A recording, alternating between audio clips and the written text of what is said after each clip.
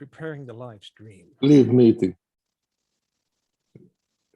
I got two options: got it or leave meeting.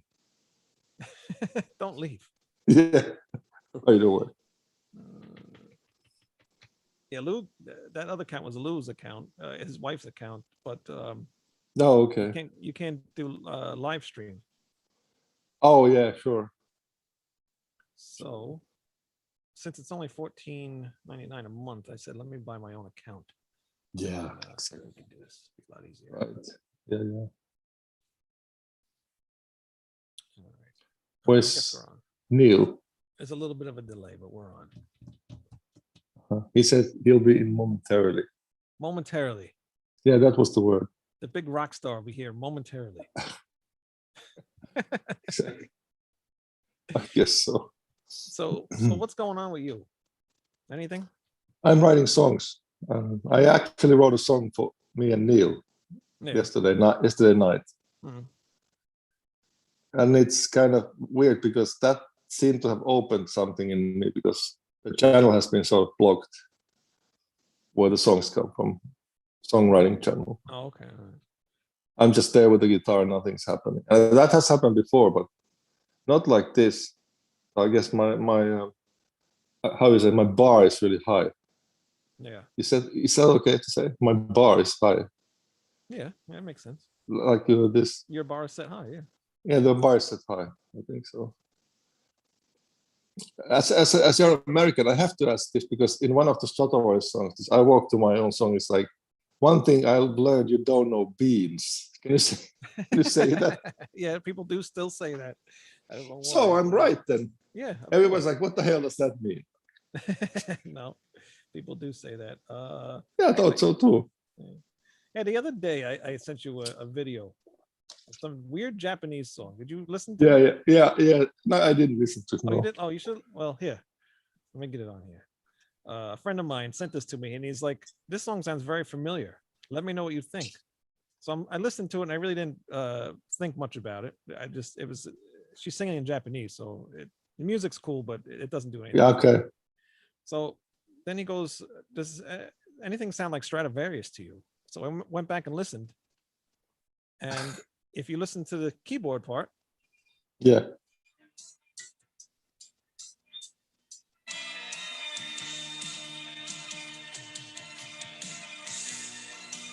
Yeah, it's a million light years away. Yeah, right? Yeah, but they do that a lot there. Oh, of course. Yeah. So Jens stole it from them. Yeah, it's my song. Well, he stole the keyboard part. That was No, I think it's the other way around. I really think so. Yeah, you think so? They stole a lot of stuff for this Budokai. It's like some game. This was written in '87, though. Really? Yeah.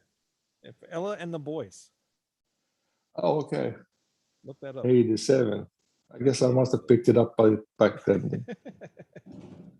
I guess when I was writing songs for Infinity, I was like, yeah, I remember that. Nice. You probably did. It's very catchy. You never know. You never know where to pick it up. There's so much music around. Neo Hedge, welcome to the show. And he is shocked. I don't know why he's shocked, but he's shocked. He's shocked? Yeah, he's shocked. Shell-shocked. Oh, why is he shocked? I don't know. Ask him about it. Why are you shocked? Tell us. Why are you shocked, Neo Hedge? Are you shocked because Neil Turbin is not here yet? And he was supposed to be here momentarily?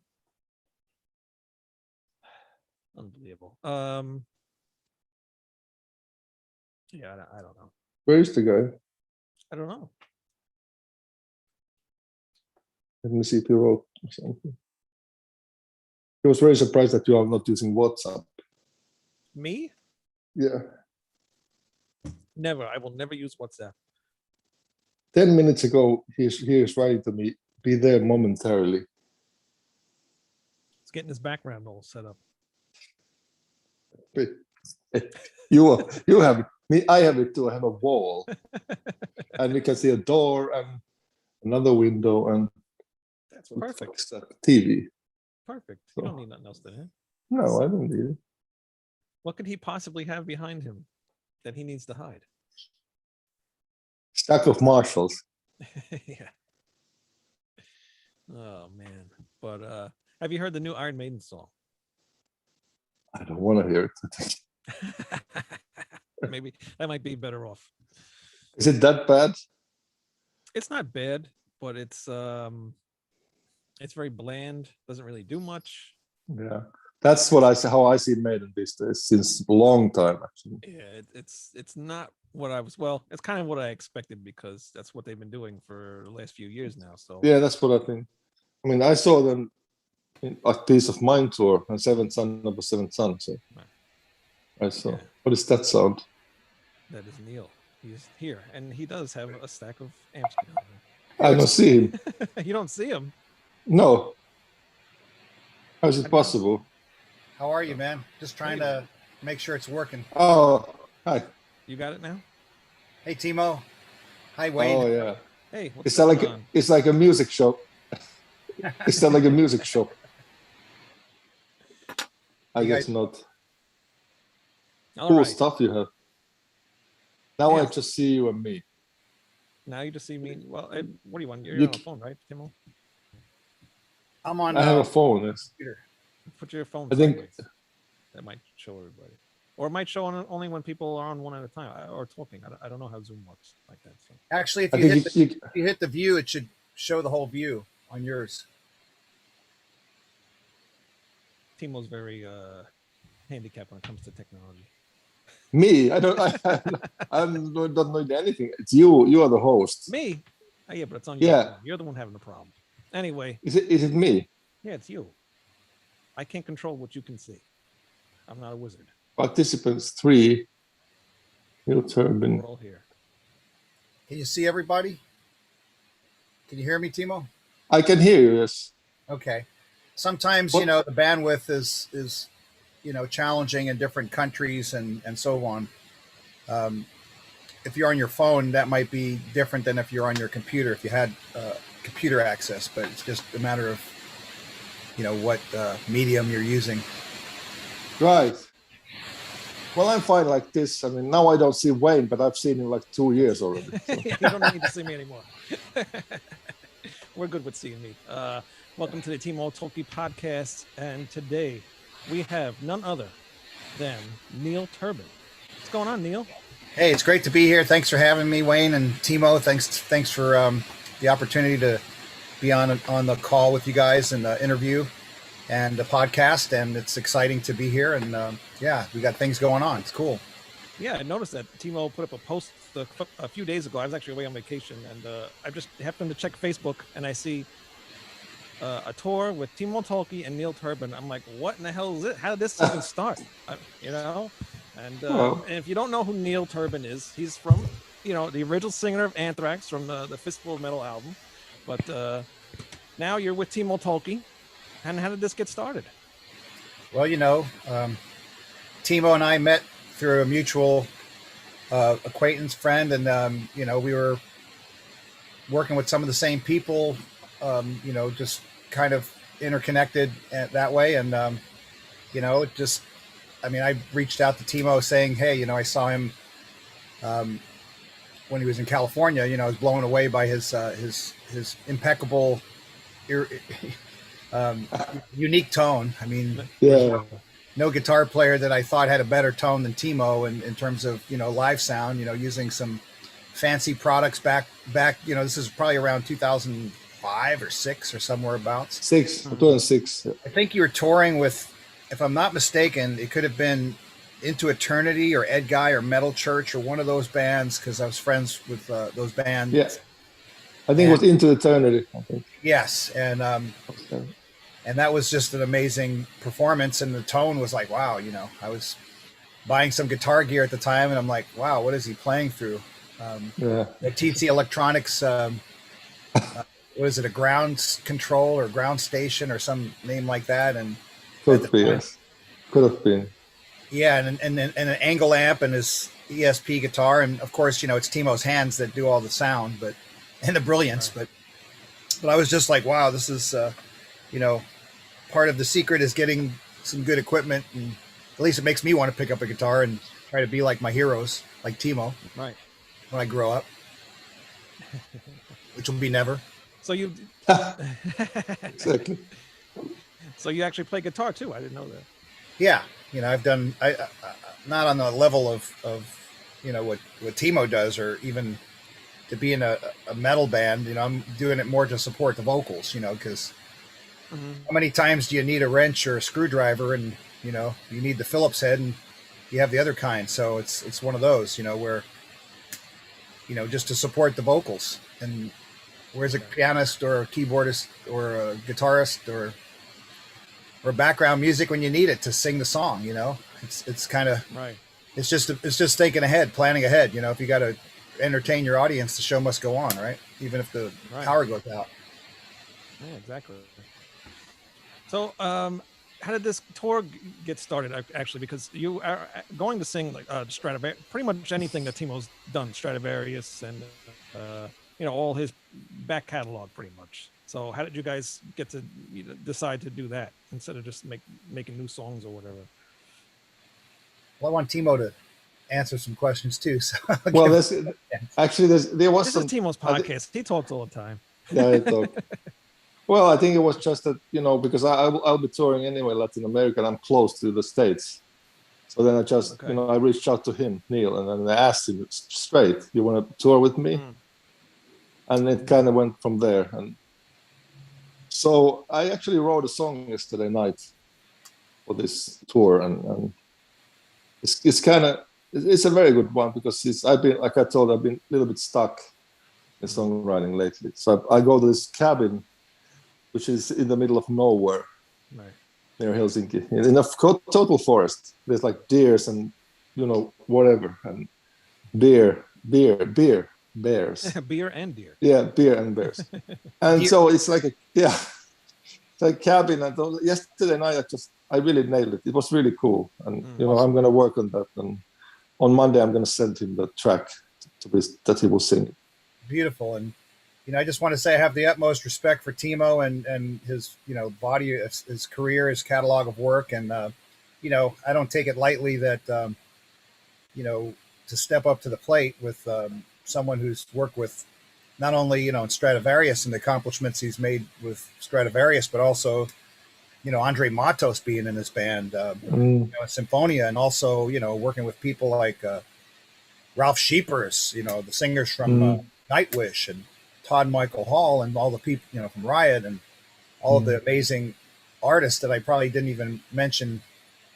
There's a lot. There's a lot of them, but it's like what incredible artists, and of course Timo is Avalon Opera, metal opera. Just someone who's a not just a guitar player, but a true composer. True artist, and to me, I appreciate that because I've worked with some folks that think differently than just, hey, I want to play a shredding lead on every moment I can get attention. It's a lot different than that, to have someone on Timo's level, because, Timo is creating, audio and visual. I mean, it's all of the above. It's like a whole production. And when you think in those terms, it's like a producer of a director and a producer of a movie.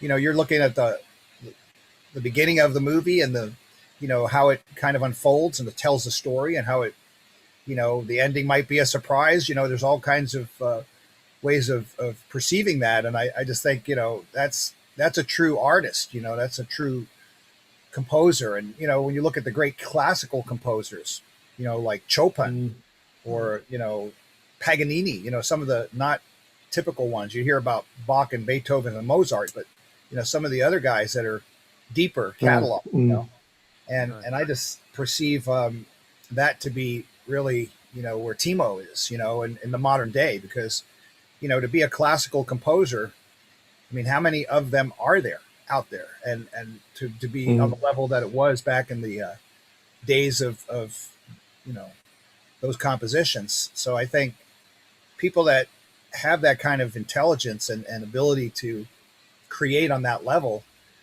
symphonically, I mean, for me, it's an honor, because when I was a little kid, I grew up, and I was just in my, pre-teens. I was in my family's house, and one of my, some of my family would play classical music. They had a station back in New York, where I'm from, called WQXR, and it used to be all classical music all the time. And you don't think about this stuff, but when you're a kid, it's kind of like programmed into you. If they're playing hip hop and, get your gold chains out and, I mean, hip hop has evolved, of course, and I'm not bagging on it, but I'm just saying, if it's just like bragging type of, lyrics and stuff, or, hey, look at me, I got chicks in a jacuzzi and a gold chain and a Mercedes. I mean, I believe that kind of lends itself to a certain form factor of thinking. Your brain kind of works. The little kid who's 3 years old parents may not realize it, but you're conditioning this kid to see these videos and to act like, where's my gold chain, mom? Dad, like where's my girls in the jacuzzi, and where's my where's my Mercedes? I expect this. I'm entitled, right? That's kind of the message that subliminally or subconsciously it's going in there. But for me, the message that I got was, all of these mathematical algorithms, all of these scales, and all of this, Chopin playing, 64 quarter note triplets and things that, so fast. And so like at first, it's like, what was that? Like a comet going by. Right. But you kind of absorb it, and then your brain starts, working on these, you remember some of these things, or you have thinking that kind of coincides with that. And to me, I've always been, very, I've always loved symphonic music and classical composition and, just deeper thinking type of, more critical thinking type of music. And, I did play in a band with, myself, and I was rehearsing with Claude Schnell from Dio, who's a Juilliard grad. And, he played classical piano as well as, the keyboards for those glory years of Dio for 10 years. So we were working on his music for quite a long time. So I had, that kind of training, even though I was a singer in an Anthrax, and I was, of course, with recording Fistful of Metal and wrote Armed and Dangerous and Gung Ho and all that, the thrash stuff. But, evolving as a person, evolving as an artist, people don't know necessarily about those factors or those, those attributes. But I think that's really what it's about. Someone once said to me, either you gotta grow or you gotta go. It's like one or the other. That's it. I prefer That's it. Well, exactly. Yeah. And actually, yesterday I was looking up. You put a new song out with your Death Riders band, and I can definitely hear you really changed your voice a lot since that Anthrax album came out. And I think what you're going to do with Timo is going to sound great because you have a different vocal style now, I think. Well, it's not really that. It's not really a different vocal style. It's just, I guess Timo could appreciate this type of comment, and it would be multimodality. So in other words, the modality of being able to, I haven't been trained prim and proper in terms of music theory, in terms of, going to university class and getting the curriculum, jammed down my throat and having to, really learn it the prim and proper way. But, I have much respect for folks that do that. And, my way was kind of figure it out, FIO. In my language, I would call it FIFO, figure it fucking out. Yeah. So, cause I'm from, originally from New York. So like, I'm from New York too. So yeah, I got to figure it out. They don't give you an instruction manual. And I'm a guy. So, they give you the VCR, you take the remote control, you start pressing buttons, here's the remote, you got to start pressing the buttons on it, and hopefully it'll work. And if you press something and it explodes, then I guess it didn't work. Exactly. If it spits the tape out in the old days, it didn't work. But the modality, we're talking about being able to adapt to Phrygian mode or Lydian mode or Mixolydian mode. The Ramones don't talk about those modes because they don't have those modes. No, they don't talk. And I grew up with the Ramones and Kiss and, tons of other great bands. And that's rock music for you. But when it comes to, more sophisticated type of writing, I listen to bands like Kansas. I mean, that's a band that's never disappointed me. They've always been consistent. And out of all of those bands back in the 70s that were, these very commercial sounding AOR bands that got a lot of attention on the radio and that were legacy bands. And unfortunately, not a single one of them has their original lineup or singer, just the whole attrition that has happened. And of course, even bands that Timo was in and myself, doesn't have the original singer, right? Doesn't have the original band members. I mean, it's hard. Actually, I am the original singer. Yeah, that's what I mean. Yeah, exactly. Original singer. You founded Stradivarius, so almost. Yeah, I was almost there from the beginning. I checked you up because they told me about you, and I watched every single YouTube clip I could find. Wow. Yeah, I really checked you scary. up. No. I mean, I really, especially the live clips, especially, I was interested because there are many good singers on the records, and then live they don't really deliver. But he did, and I was very impressed what he did live.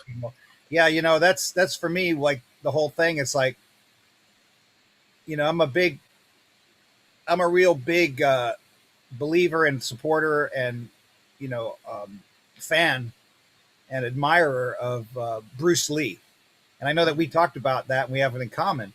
And when I was a kid, you grow up on some things, that influence you. Today's kids, they grow up on video games and whatever crap that they jam down their brain on the media and TV and, whether it be shows that they watch. I don't watch TV. I do some, background acting and some other acting where, I might end up on a show, but I never watch the shows because I actually don't care. I don't watch TV. I mean, yeah, I might watch a movie like Dusk Till Dawn or something cool that I might like, Pulp Fiction or something, or some old Boris Karloff movies or some old Abbott and Costello shows or stuff like that. Stuff that was iconic. Humphrey Bogart's things that they don't. I mean, they're still great actors. They're still great scripts, but what I find a lot of today is that they regurgitate the stuff and they have to copy what they did before. And I was impressed with Marvel when they did, the Doctor movie, Doctor Strangelove, and also really Black Panther. Those are new thresholds, new plateaus, and the acting. Right. By I was actually talking with the agent for the actor that was in Black Panther, and I mean that's definitely a new level of awesome. Right. But going back to the Bruce Lee thing, really the idea is that you have these icons like Evel Knievel, like Muhammad Ali. I just have the greatest admiration for who these people were and what they accomplished. And, Bruce Lee breaking barriers, and coming from a place where, people were trying to stop him from teaching Chinese Kung Fu in the United States. And, exactly. He was a teacher. He wasn't really an actor. Then he became an actor when a casting director saw him. And, everybody that was a lot of who's who and the Zoo people that were in films, in television, they were training with Bruce Lee. So, yeah, it's all who I guess. But have you seen a movie? Have you seen a movie called Yip Man? Yip Man. Yip. That is his teacher, actually. Yeah, he taught Bruce Lee, actually. Yes, I have to go watch that because I love to revisit. Yeah, that's really good movie. It's the same thing, basically. He started this Wing Chun. But I mean, that's kind of the reason that I picked up the guitar because, I had a guitar for a long time, but I never really could play it very much. And, it just inspired me like Bruce Lee. What I love about him is that, yes, of course, we know that he was Kato in the Green Hornet. We know that he was even on Batman because I watched it and I saw him when the show came out. That's how young I am. But also, I mean, as an actor in the film, Enter the Dragon. I mean, all of the great movies that he did, so many amazing movies. And I was such a fan. The guy died at 32 years old. But the reason it's so prolific to me and such an influence is because, with all of his acting, with all of his fighting skills, I mean, the guy was not very big. Right. And he was so quick and so, just amazing in what he did.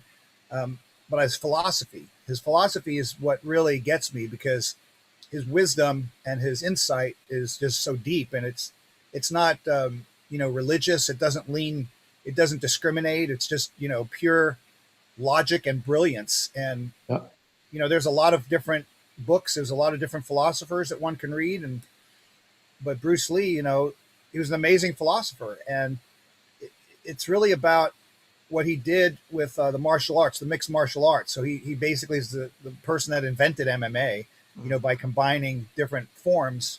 Exactly.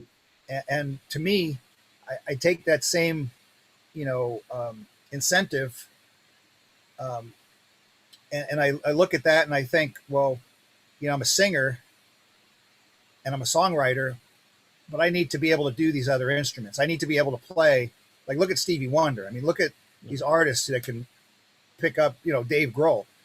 They could pick up different instruments and express themselves. And, I was doing it vocally. I would write songs and I would try to express myself vocally. Like, here's the riff. And that's kind of goofy. You're dun, dun, dun, pretty much what I do. Yeah. So actually I sent Timo, an idea. We're working on the song even before we even started writing the song and sharing it with one another. I said, well, here's just an idea that I had, a melody or an idea to, maybe it's something that might perhaps fit into the quality of what we're thinking. But I mean, I leave that up to Timo. I don't try to, force my ideas on anybody. But I think, the idea is like if it goes into the flow, like if you got a really song and you got really slow parts, it's not going to jive. But if you got something that, from a melody standpoint that could work, you never know. That's so it's always be creating. That's kind of ABC of I think. Exactly.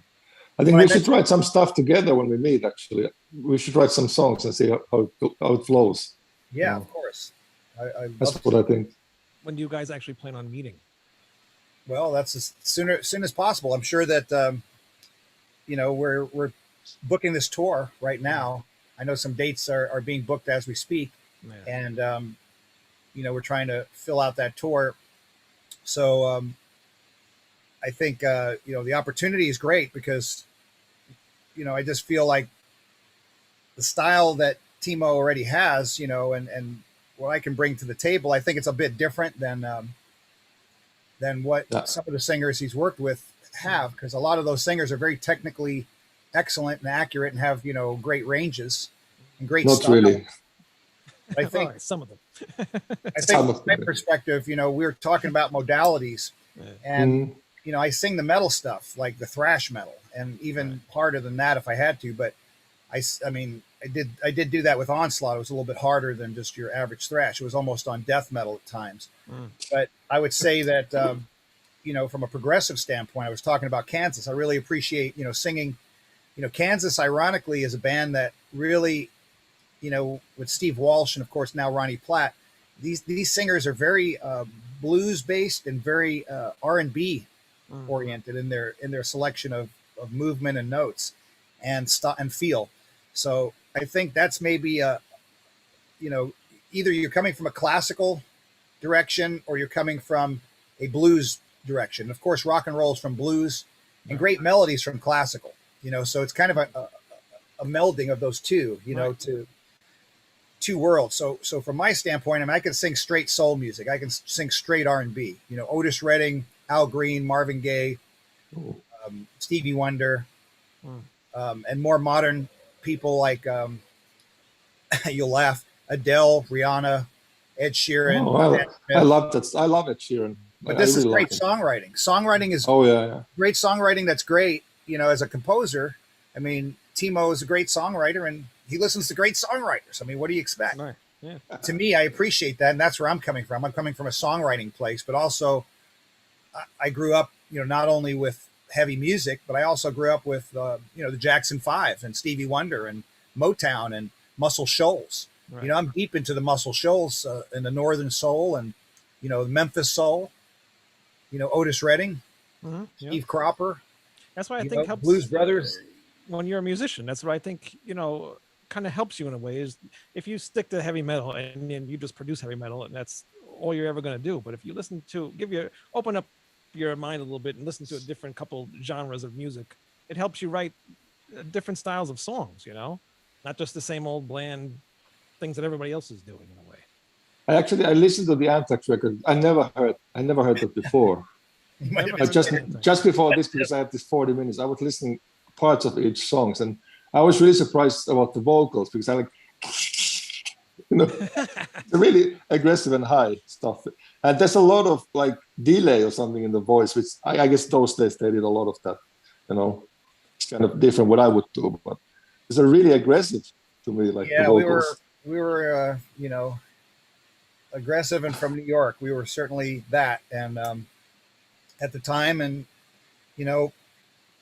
I mean, I felt that when I left the band after 2 years, I felt like I did this and I wasn't holding on to the past. I was trying to move on to the next step, which was, maybe a more melodic approach, maybe, bands that were out that were more like Michael Schenker group at the time that I really admired. And, Thin Lizzy and AC/DC. And I mean, great songwriting, but also great vocals. And, it wasn't just trying to hit the highest note or on a guitar. It would be, playing the fastest leads and who could do the most notes in a single phrase and all that. And, it gets to a point, at least for me, where I want to hear a song. I don't, It doesn't matter if there's 9 billion bazillion notes in a, not at all. Not at all. Gary Moore is a great example, one note. Yeah, I loved him. I saw him live 3 times. I saw him live actually. Wow. 3 times. Gary Moore. I was fortunate to meet Gary at really? when he at a sound check, and also I saw him at Breaking Sound Festival in France. So I've seen him a couple of times and got to meet him, and very humble, quiet kind of guy to himself. I know he didn't like to get on airplanes. He was not a airplane guy, so I guess maybe that's why he didn't come to the States all that much. But I did see him. I remember when he had Eric Singer in his band, and he was playing at the Roxy. So I got to be at that sound check and meet him, and which was really cool. And, of course, seeing I think it was Victims of the Future tour. No, yeah. I saw that too. And I saw it in France, and it was like, man, that was just the most awesome band. And I mean, the bands that were playing at that festival, I mean, you had Metallica, you had Dio, you had Whitesnake, you had, I guess, Accept was supposed to play, and they were in the hotel room and they never showed up on stage. So I don't know what happened there. Really? But when I saw him, it was in Helsinki, and he had this kind of hydraulic riser that put him up, and then he was playing the solo alone. The only thing was that it didn't come down. Uh-oh. So they had to get a ladder, They had to climb down the ladder, yeah. That was Spinal Tap, so he was fucking pissed off. I remember that. That wasn't part of the show, but yeah, I can imagine. No, it wasn't part of the show at all. It looks a little bit, it's an uncomfortable moment, but not never really, heard no. that. I'll have to go. I wonder if there's footage of something like that. I don't think so. It was like, I think 84 or something, 85. Just he was really, Gary Moore was really the first one to really take, come from like the metal genre or the hard rock heavy genre and really go into like that blues direction and really kind of, I know that there was Stevie Ray Vaughan at the same time frame, but he really kind of shifted gears to a big extent. And, I think he paved the way for people like Joe Bonamassa.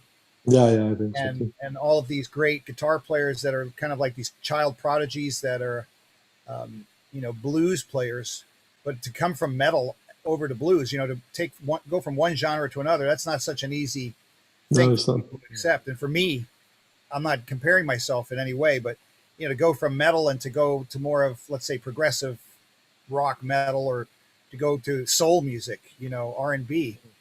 I mean, it's not an easy transition. I mean, I also have a classic hard rock band, Bleed the Hunger. So it's kind of like to sing, AOR, retro 70s kind of soulful hard rock songs, Journey.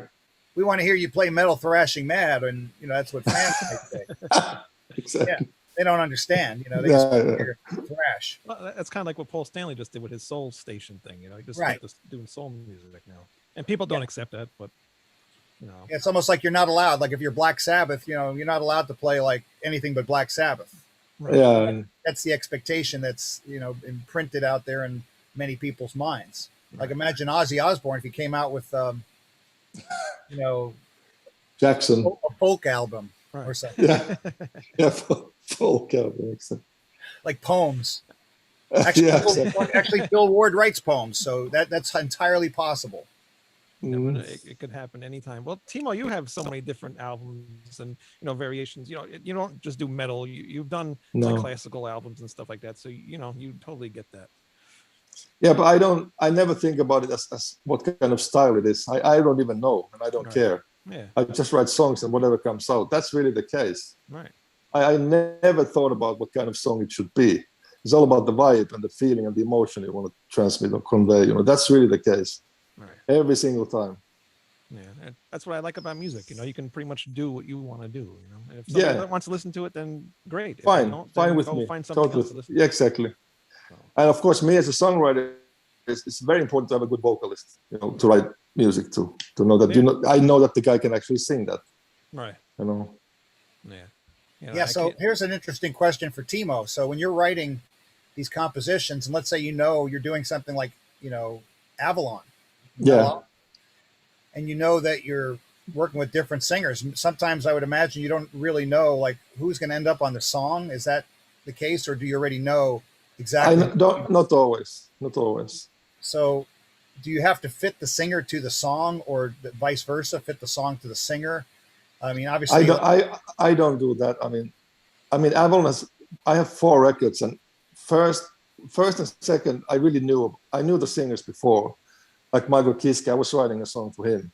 Yeah, he's got quite a range, and a fantastic Halloween, amazing. Exactly. He's all right. So, I wrote the song and I sent him the demo, and he said, "I can't do this. It's too high." Yeah, it's high. There's no doubt. Then I said, "Okay, but you're singing the same." He told me straight that I'm not 18 anymore, dude. That's what he said.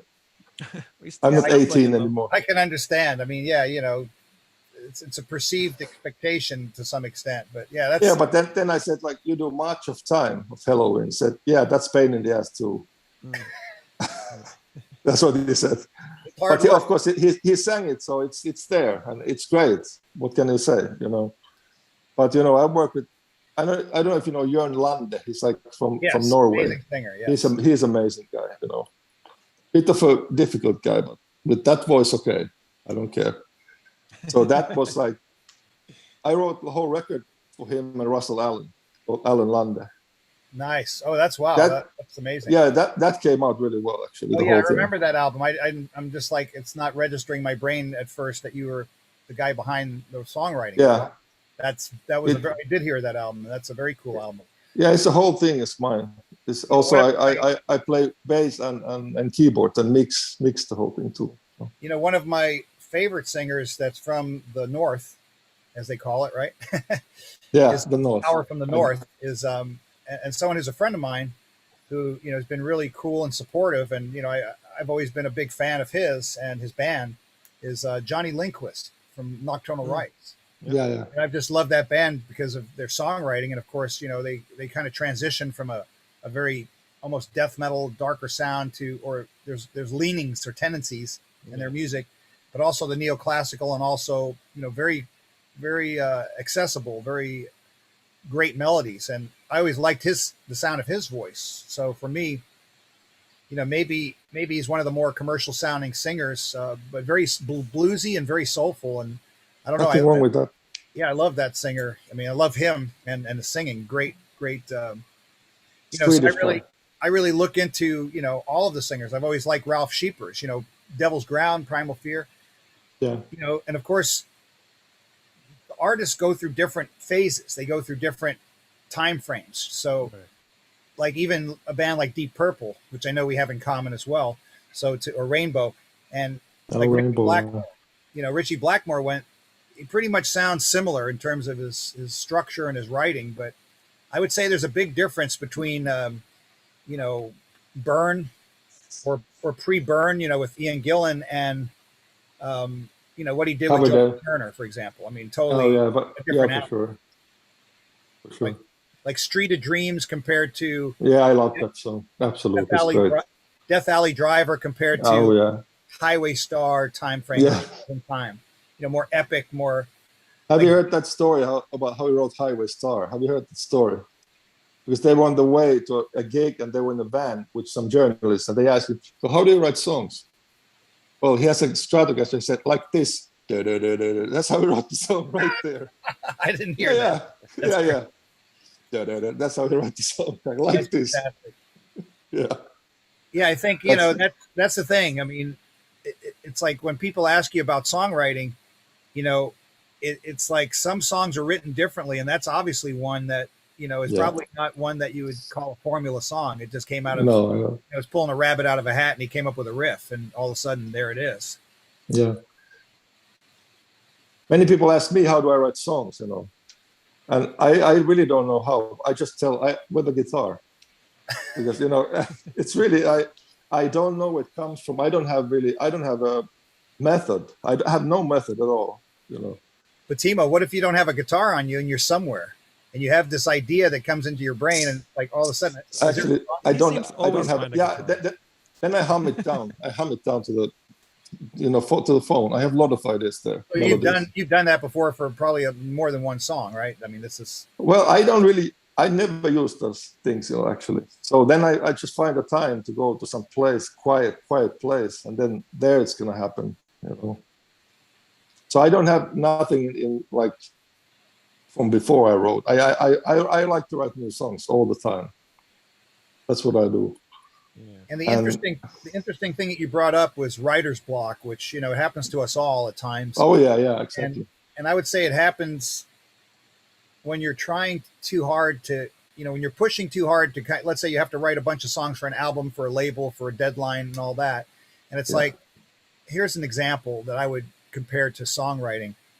If you're going on a date and you're supposed to, the girl is very lovely and all this, and you're supposed to just, everything's supposed to be perfect and you're supposed to fall in love and live happily ever after. But it's like you'd be forcing yourself.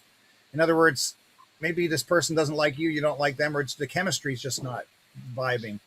And, it's one of those kind of things. It's like if the song is not quite right, let's say you got the song 75% of the way there and you're trying to add more lyrics, or you're trying to add more melody or parts to the song, and it's not happening. I mean, what do? Do you put the song on a shelf for a little while and come back to it? Because for me, that's what I would have to do. I'd have to say, what? I forget it. Yeah, I can't force it. I know if I don't nail it down in 30 minutes, I'm not going to get it that day. That's what I know. I know exactly, But can you come back to it tomorrow or next week? No, never. So you don't come back to it? I don't come back ever to that. I write new stuff. Yeah. So I bet there's some really cool ideas, Wayne, that he got on his shelf that he hasn't come back to that we could probably revisit. Yeah. I'm sure. I just write new stuff, I understand. It's really, I write most of the songs really fast. So it's like even 10, 15 minutes. Some of the best songs are written that way. I think so. Because I don't use brain for writing songs. That's what I'm saying. I don't think. When I start to think, I cannot write. Yeah.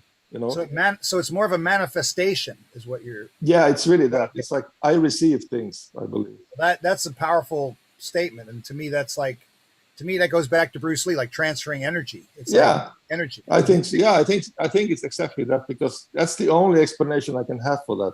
How is it possible to write a song in 10 minutes or 5? Because music is sound energy and sound vibration. Yeah, it's totally that. It's totally that. Emotions is energy. Yeah, I mean, energy and frequencies is the way that the world was built. Exactly. Some people think that a bunch of slaves did it with rope. It's funny with Neil because he's a very expressive guy, and we have this WhatsApp conversation. He writes like 1,000 words, being American probably, coming from that place, and then I write, that's very nice, 3 words. So sometimes I think maybe he thinks the guy doesn't even read them or something, but I read everything he writes. Yeah. I don't really. Sometimes you gotta explain yourself, but yeah, I know. I like the way you do things, because you really go into that, whatever it is really deep. I like that. Well, I hate the people that write like 3 sentences or 3 little words, and then it's kind of just like ends the conversation. Yeah, I'm just I'm not that expressive. So. Yeah. Well, how about I'm sometimes like that, Interview is different because you actually see people and you talk, and it's like it's easy to exchange of things. But WhatsApp writing is, you lose a lot of nuances. You lose emotions. You don't really know what the person is feeling. Yeah, you've got to know angry if you're sad. Start emailing and texting, because it definitely takes out the body language and the visual part. But That's what I mean. Exactly. how about those interviews, Wayne? I'm sure you must have done some interviews, or actually both of you guys, Timo and Wayne, when if you've had some people on the broadcast or the podcast where yes, no. Yeah, Well, true. Maybe one or two people that did that. Yeah, and I mean, it's like after you've asked your whole list of questions and they say yes, Yes. No. Yeah. no, absolutely. So sometimes it's the only answer. If this question is kind of stupid, it's like, okay, well, yes. And it's so dry. So Yeah. far, I've been doing this for since 2018, and every guest has been really cool. I maybe had one or two that was kind of like hard to keep the conversation going, but so far that's about it. Everybody else has been pretty cool. It's like if you're doing a 30 to 60-minute interview, that's your expectation, and Right. and then you got someone who like answers all the questions in 8.3 minutes. And I get the like way too. 8 minutes 30 seconds. It's like, well, yeah, you answered every question, all 20 of them, and like, wow, okay, what do we ask you next? Like, what was it like what was it like on tour with the Eagles? I don't know, but But yeah, then you get some that go on and on and on. Like I had Jorn Landy. I had him on the show, and I actually talked Was to he him like that? I talked to him for like 2 or 3 days because his answers to every question were like almost an hour long. wow. Well, that's all right. I mean, at least people like they express themselves and they're being real, and they're so into it that they want to they want to get to the place where they're going to. And I guess, we can all learn from that and try to keep it concise. And I myself am guilty of that at times, but, I think true fans, they want to know more information. They want to learn and, to get inside the head of some of these artists that they look up to. And for me, I don't pull any punches or hold back. It's like, why not be authentic and be real, Right. In this culture, where I come from, my country has social distancing before COVID. Everybody laughs at that, but it's true. I mean, in this country, people are really not expressive at all. So they keep distance before the fucking virus already. That's the thing. So it was no big deal to them already. Not at all. Not at all. I keep distance from assholes. I think that's a better gauge. If you find out that that's the way they treat people, from the way you feel when you walk away. If they treated you bad before, like, why expect anything different? Right. Exactly. Neil, before me and Timo had you on here, he was saying that you were very big on conspiracy theories. Oh, I wouldn't say that word is something that I would associate myself with, but I would say because the thing is that this is going to be a long one. That's okay. That as long word, as you got time. That word was invented by a 3-letter agency so they could dispel people from asking questions. So the real question is, do you believe that there are unidentified aerial phenomena, UAPs as they call it in the, the clandestine groups of government? Do you believe? Do you believe that? Have you ever seen anything, or do you believe in unidentified aerial phenomena, otherwise known as UFO? Yeah. Not the band, but I love them though. I do too. Actually, have you ever seen anything? Have you ever experienced? Once, yes. You have experienced. I have experienced something once, and my wife did too. She did. I had something paranormal. My wife did, but me, I was in. My wife's sister died, and we were at her cemetery visiting. It was getting dark, and we were with some friends or whatever. And me and the other guy was just looking up in the sky at the stars and everything. All of a sudden, we saw something move one way, and move back the other way, and then disappeared. Okay. So it was not a pigeon with a and you're in New York, right? It wasn't a giant pigeon with a skateboard. Not unless he had a flashlight on his head. No, it was not a pigeon. Well, he could have been eating a hot dog because they got some good ones in New York, right? And It could have been a street vendor and pigeon with a hot dog, and it could have looked when I said this conspiracy, I don't mean it in offensive way. I thought we talk about a lot of things. For example, I'm watching this now. Maybe you see this. Offensive to me. Do you see this? What is that? I can't think of his name. Who's that? I don't know, but it's like JFK assassination theories. It's like YouTube. You're still watching that stuff? I love it. Absolutely. I watch it every day. I didn't take it in any offensive way. Sometimes the word is because English is not my mother's tongue. But I think that the word conspiracy, as JFK would actually say himself, is repugnant. And I think that word is, it's kind of like everybody that questions, a UAP or UFO phenomenon, oh, they must have a tinfoil hat on. And the way that it was treated for years and years in the media across the world is, oh, you must be crazy. Let's put you in the loony bin because you're thinking things are flying through the sky. Well, let me just kind of address that real quick. So there's things at the bottom of the ocean. Now, if you go down too deep in the ocean, your freaking head will explode. Like, in other words, the pressure, you can't go down 5,000 feet. So there's things down there that the humans have not seen before. In other words, there's things that are ancient and there's things that are down there that we don't know, and it's there. So it's kind of like things that are like, they talk about the invisible enemy. I think one of our leaders of the past like to use that phrase. Well, it's pretty much invisible if it's at the bottom of the ocean and you haven't seen it. But I would say that just because you can't see it doesn't mean it doesn't exist. Right. And that goes back to my philosophy of FIFO, figure it fucking out. So there's some shit down there that you don't want to see. Like, there's some, like they showed, I don't know, some of the stuff on social media where it shows like the 10 strangest creatures, and there's some strange looking scary shit that's down there. Oh yeah. There's also archaeology. There's also things that would be, would change the course of history and understanding and comprehension. So I think, having an open mind, that's one aspect. Being a critical thinker. Some people, the way that they think is, I don't want to hear any bad news. Right. Well, you take the good with the bad. It's like, sorry, but reality is reality. Like, the surgery is going to be this. The operation is going to be, they're going to have to cut open your knee. They're going to have to put in a replacement knee, and you're going to have to go through physical therapy. And that is the reality. Now, you may not want to hear about that, and it may suck, and it may be very painful, excruciatingly painful, but that is reality. So for me, the kind of person I am is a realist. I would like to know what's really going on. Where are you getting those parts from? And are those parts going to break down? Are they going to cause a problem later? I mean, those are the kind of questions I want to know. I don't have that problem, but I had a family member that did have that surgery, and it's like, so I understand. And the idea is that I want to know. I don't want to find out, like 5 years later that, oh, guess what? Apple doesn't support this product, and they don't allow anyone to buy you can't buy that product because they made sure that the company burned, any extras. So you can't, like if you got a Tesla and, you can't like you got, what is it? Rats crawl into it. They eat all the wires. Oh, sorry, we can't fix that. Buy a new one. So, we're not going to give a warranty on that. Just buy a new one. It's only 80 grand for a Tesla or 50 or whatever it is. But it's like, just buy a new one. The rats ate it. We don't know what happened. We're not in charge of that.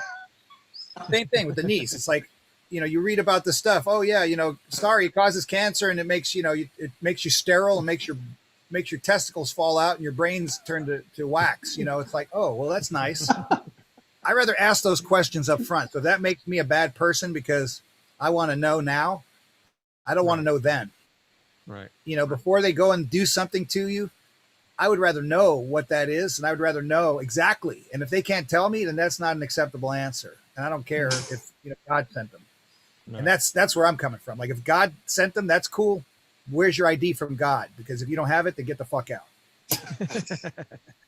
True New Yorker. Period. Is it really? I don't know. This true New Yorker. What? Yeah, I mean, you want to know what's in that material I mean, I'm using this knee thing as an example. Like, if they're putting this thing in your knee, like, I want to make sure it's not going to be like, I don't know if you guys ever owned a pair of Nike sneakers and had them in the closet, and they started going bad. Like, the rubber started, like the polyurethane started cracking and breaking, and like all of a sudden you got this powder, and all of a sudden this beautiful expensive sneaker that you had that you thought you were saving, the thing just disintegrated by itself. Imagine if that was your knee. Like, holy shit, I can't stand up, Right. I mean, that's not cool. And that would make me slightly disturbed about it or aggravated. And, it's like you just had the surgery and it took you like 6 months to 9 months to get the knee back working so you could walk or properly go through, physical therapy. And all of a sudden the damn thing's disintegrating like a Nike sneaker. I'd want to know, like, what's going on here, and that's just the nature of, my I guess maybe I read too much science and physics and, maybe too much, manuals, getting too granular in the details. But I think, to understand something, it basically comes from the Michelangelo school of thought. Cause I've done a bunch of work with Michelangelo, playing live with him, and, good friend. And, one of the things he says is, to become an expert at something, you've got to put 10,000 hours in, to be. That's very true. That's very true. But I always go back to the other part of that. It's like, if you put 10,000 hours into something the wrong way, then you'll be an expert at it the wrong way. You'll be a master of not knowing how to park your car in New York City. So like, if you learn to do it the right way, and then perfect practice makes perfect. So that's really the gauge here. So having an ego about it and thinking that you're doing it the right way and you're glorious, well, that's not great, because it's like getting instruction from someone like Timo, who knows how to do it the right way, who knows how to, share the like someone who has that form factor, who already does it, in an impeccable way. You want to learn from someone who has that, like a Bruce Lee. If you can learn those kind of forms from a master, then you're going to be able to practice those, and after you've learned them or shown them. Remember what he said, be water, my friend. Remember that? It was be water, my friend, because water is going, And that's one of my favorite concepts. But for me, I think it's misinterpreted. I think the surface of it is, a big joke. Be like water, my friend. It's like, ha ha. But, yeah, I know. But to me, it's like the most powerful thing about that whole idea, the concept, is being formless. That's what it meant. I think that's what it meant, actually. I think exactly right. And being formless, like you form to the teapot, or being adaptable. And this is in life situations where exactly, not being formless and being, someone who can adapt to certain, changes in the environment. I think as, doing some of these TV shows and movies that I've done, it's like this day they want you to work, being in a suit and tie, and the next day they want you to work in a prison, in the yard on the prison, and the next day they want you to work at a party, you're one of the party guests. So it's like these things change, and you have to adapt. Of course, you need the wardrobe for it, but I think music is also like that. It's refreshing in music when you have songs that have like a part like you weren't expecting it, and all of a sudden there's like a reggae vibe, or there's a cumbia, or there's double time or halftime or a breakdown. It's like the same old stuff. It works for some bands. I mean, no doubt that the Ramones are an amazing band, and they were able to, stay with limited number of chords, limited number of musicality factors, but they still were an amazing band, and they still, they had a great singer and their songs were great, and they pulled it off. But I think I think with Bruce Lee, I think it was a lot to do with that. You never knew what he's going to do. You never knew, because his technique was kind of formless form. It has no form, because it was so many things together combined, plus new things, So that's why when you had a fight with the guy, you never knew what to expect, and that's why it was superior, I think. Also in thinking, it was like that. Yeah, when you heard that noise, and he kicked you in the head, and he's only like 5 foot something small, Exactly. Yeah. It's like, okay, well, I guess he knows how to be flexible and be formless, because he sure knew how to, being fast. And I think it comes down to being an MVP. And that's why I wanted to pick up the guitar, because it's like, what happens if your singer can't do the show and you got to sing? Mm-hmm. What happens if your guitar player can't play the show and you got to play it? Like, or you don't get paid, and you can't get gas to get to the next city. I mean, I just try to think like that. Well, it just implores me, it inspires me to get, to go in that direction, to try to be better than I am. And, I think it's just to uplift other people, to uplift yourself. I think that's it. That's exactly it. Yeah. And that's the way Bruce Lee inspires me, because I think that, he's like, he reminds me of the same spirit of excellence that Michael Jordan has, of basketball. And Michael Jordan, he played in the playoffs, with a very high fever and the flu. And of course, that would never fly in today's world, the way that the fear factor's out there. But, oh God, he's sick. Oh my God, he's sneezing. Oh my God, we can't have him anywhere near. He can't sneeze anymore. He'll make everyone dead because he's sneezing. You can't have a cold anymore. But the idea is that, Michael Jordan was playing basketball with two teams. He was totally had the flu. He was sick. That was putting everyone at risk. But in any event, that's not the focus of what I'm saying. What I'm saying is that he pushed himself to be better than everybody who wasn't sick, to be able to score as high as he did, to be an MVP, to be basically like a Bruce Lee who has these multiple forms, and to be formless, and to just, to rise above, and to rise to the moment. And I think that's really, my feeling about doing this tour with Timo Tolkki, and being able to, sing these Stradivarius songs, sing any songs that he wants to do, from Avalon or from Symphonia or from Revolution Renaissance, or, even some of my songs that I have with Anthrax, Death Riders, Bleed the Hunger. But, I think it would be a really exciting opportunity. And that's going to be really nice, because I haven't been there since 2006 when we had the tour. We toured the whole States. I saw everything. Wow. So I didn't know that. Yeah, it was 2000. This was that tour what you saw in LA. Well, Club. It was beautiful. It was an amazing tour. And another thing I want to dispel, and I just want to go on record saying it, like people make comments, like I read a comment, we all read these comments, and they say comments about me all day long.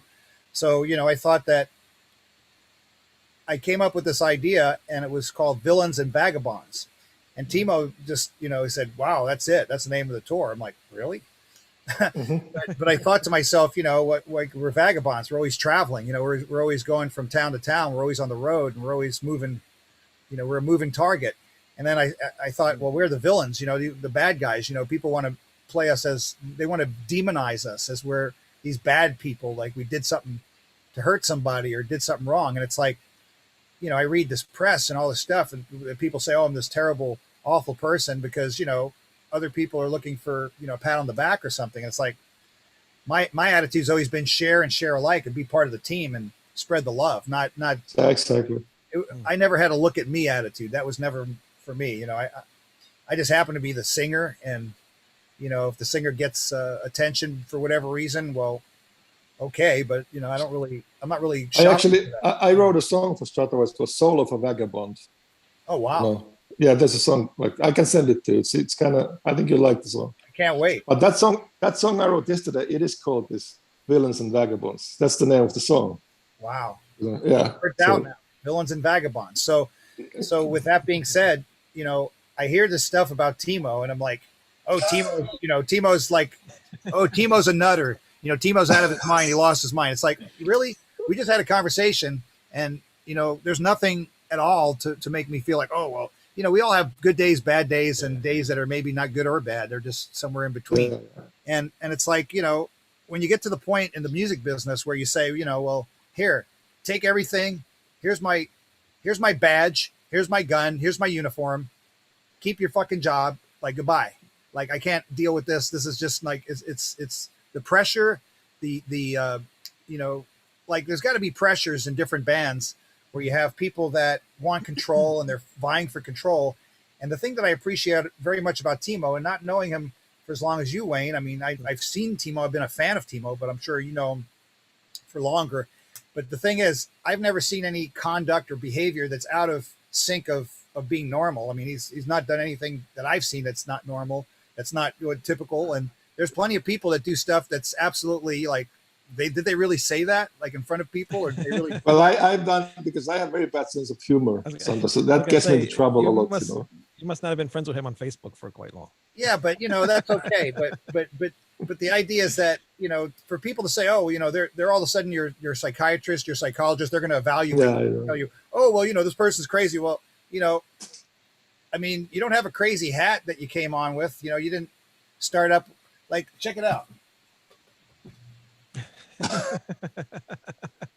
I guess he has the. Yes, those were come not on with real. a fucking crazy hat. You didn't. Oh, you can't even see it. Can't see it. It just disappear. It goes. There it is. Oh my god! You didn't come in with a crazy hat and say, "Hey man, I'm fucking Timo. Yeah, fuck you."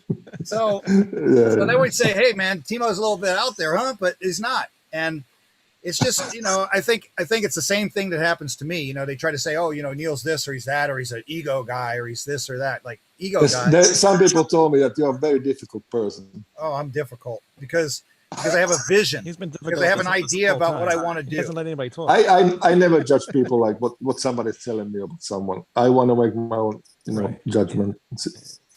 That's the way. About what your vision is, Timo, and even about the song that is currently in work in progress. It's like I'm not pushing my idea that I sent over to Timo. I even had a guitar idea, just a melody, but it's like if that fits, great, and if it somehow works, great. But it may be a different tempo. Maybe the melody can work, or maybe it can't. But that's not something that I take personally, or I think, oh well, I want my idea. I want to put my name on it. I mean, honestly, we were talking about songwriting. I mean, if you write the whole song and the lyrics, power to you. I mean, that's great. It's less work for me. And, if that's the way it comes out, great. But, I think each song is different. Everything's a different creation. And that is very true. Yes.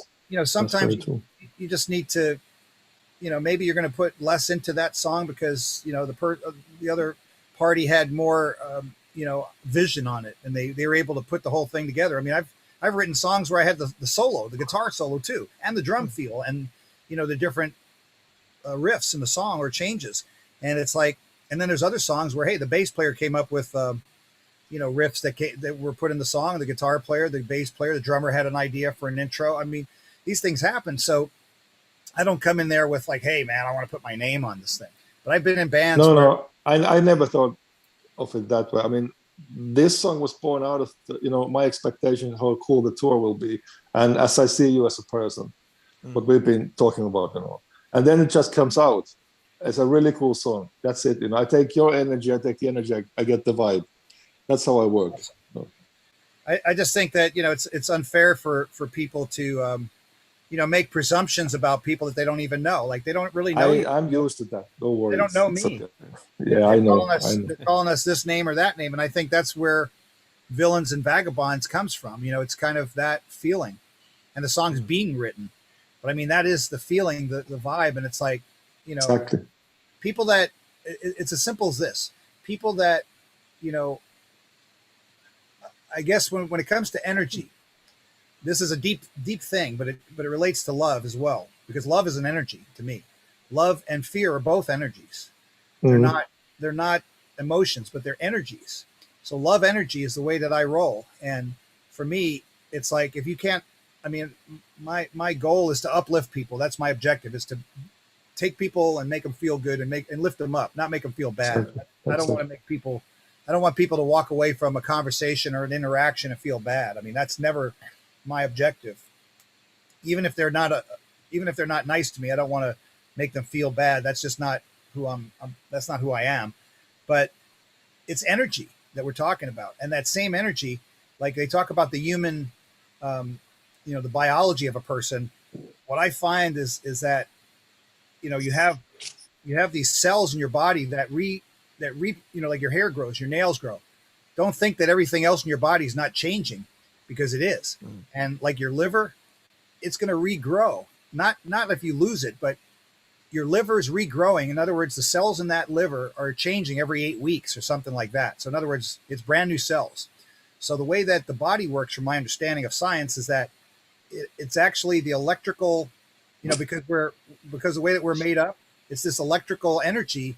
So we have voltage. Oh yeah, totally. We have voltage in our cells. So this voltage, if your voltage is low, so old cells don't get repaired, but new cells grow, right?